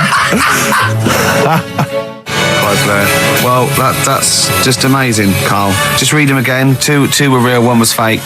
Go on in. Right. First one. Nothing is worth more than this day. Excellent. Next one. What does that mean? Well, cherish now, cherish your time. Okay. Because you can't get it back, and you know that's the way I saw it. Carpe diem, whatever it is, seize the day and all that. Okay. If you want the rainbow, you've got to put up with the rain. Yeah, of course. Yeah, rough with the smooth. You know, it's not all plain sailing, but you know, rainbow's beautiful, but it comes because of the rain, which you might not like. So make the most of everything, and good. Cat food doesn't smell good, but if you don't put up with it, then the little kitten will die. Right, now, Carl, that is a good effort. Now, that one's yours. I mean, obviously, right? Right, no, but it's a good effort, right? I mean, it slipped seamlessly into the others. Yeah. Don't think it didn't. No, but it's good. I mean, we knew it was that one. But what I will say is, it's good, but what you don't know, maybe subconsciously, is, I mean, it's very similar to the putting up with the rain and the rainbow. But that's good. Why do you think that? Well, what does mine mean? Well, even though it smells bad, it's good for something. Right. So I didn't look at it like that. What did you look at? I kind of thought... Was yours more specifically about cat food, generally? Because, you know, normally it's an analogy. Yeah, or a metaphor for something, you know. Well, no, the way I mean, Dolly Parton, who I think did the rainbow rain thing, she wasn't specifically concerned about weather conditions. No. It was a sort of general idea. It's all about life. Yeah. Well, that's what I've done. Go on. I've used an everyday thing. Yeah.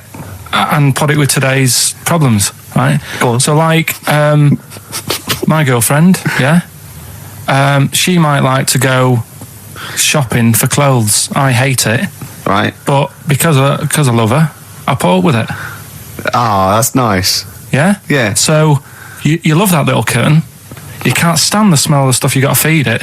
But because you love it, you go, well, you know, I'll put up with this just for a few minutes, and then I can, like, squeeze its head later and give it a little... Sorry?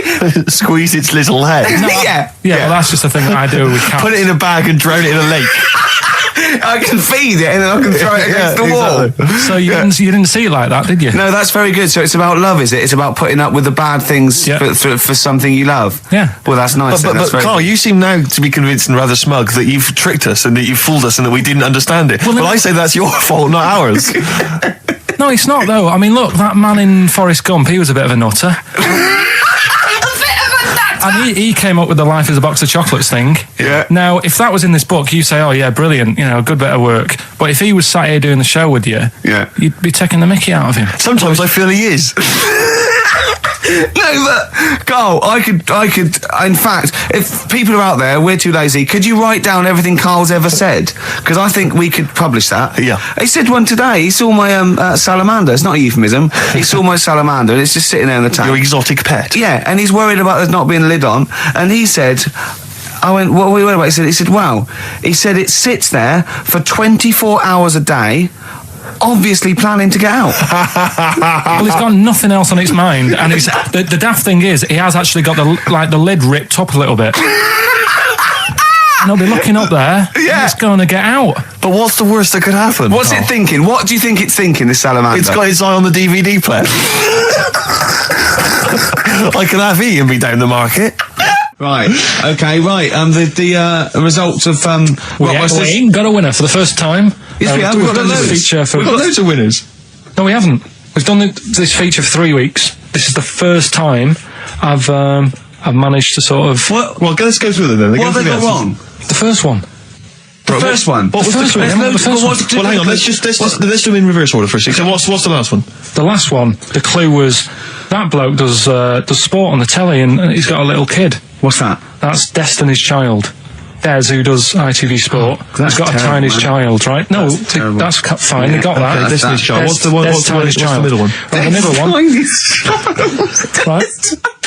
Child. The second one was he doesn't like women. Yeah, he's got a couple of kids. That's a bit weird. Yeah. Right. That was PD. That was Puff Daddy. That is offensive. Go on. But it's not Puff Daddy. It's Puff Daddy. And he's not even called that anymore. He's called P Diddy. Well. Okay, fair enough. But they got that one. Yeah. And if I'm being tight, these lot are as well. Yeah. Yeah. Tight means something in Manchester. Go on. Right. And the first one that they're having problems with, I don't think them birds should be allowed in this area. Got it. Boyzone. It's not Boyzone. What's the clue again? I don't think them birds should be allowed in this area. That is perfect. A boyzone. No birds. No women. No women, yeah, birds, right? A boyzone. Sorry, Carl. If that isn't the answer, their clue is better than yours. That is brilliant. What was yours? Boyzone, it works perfectly. What's your answer then? Bangles. What? I have no idea what that means. Like seagulls. So you don't want them in this area, so you're banning them. Bangles.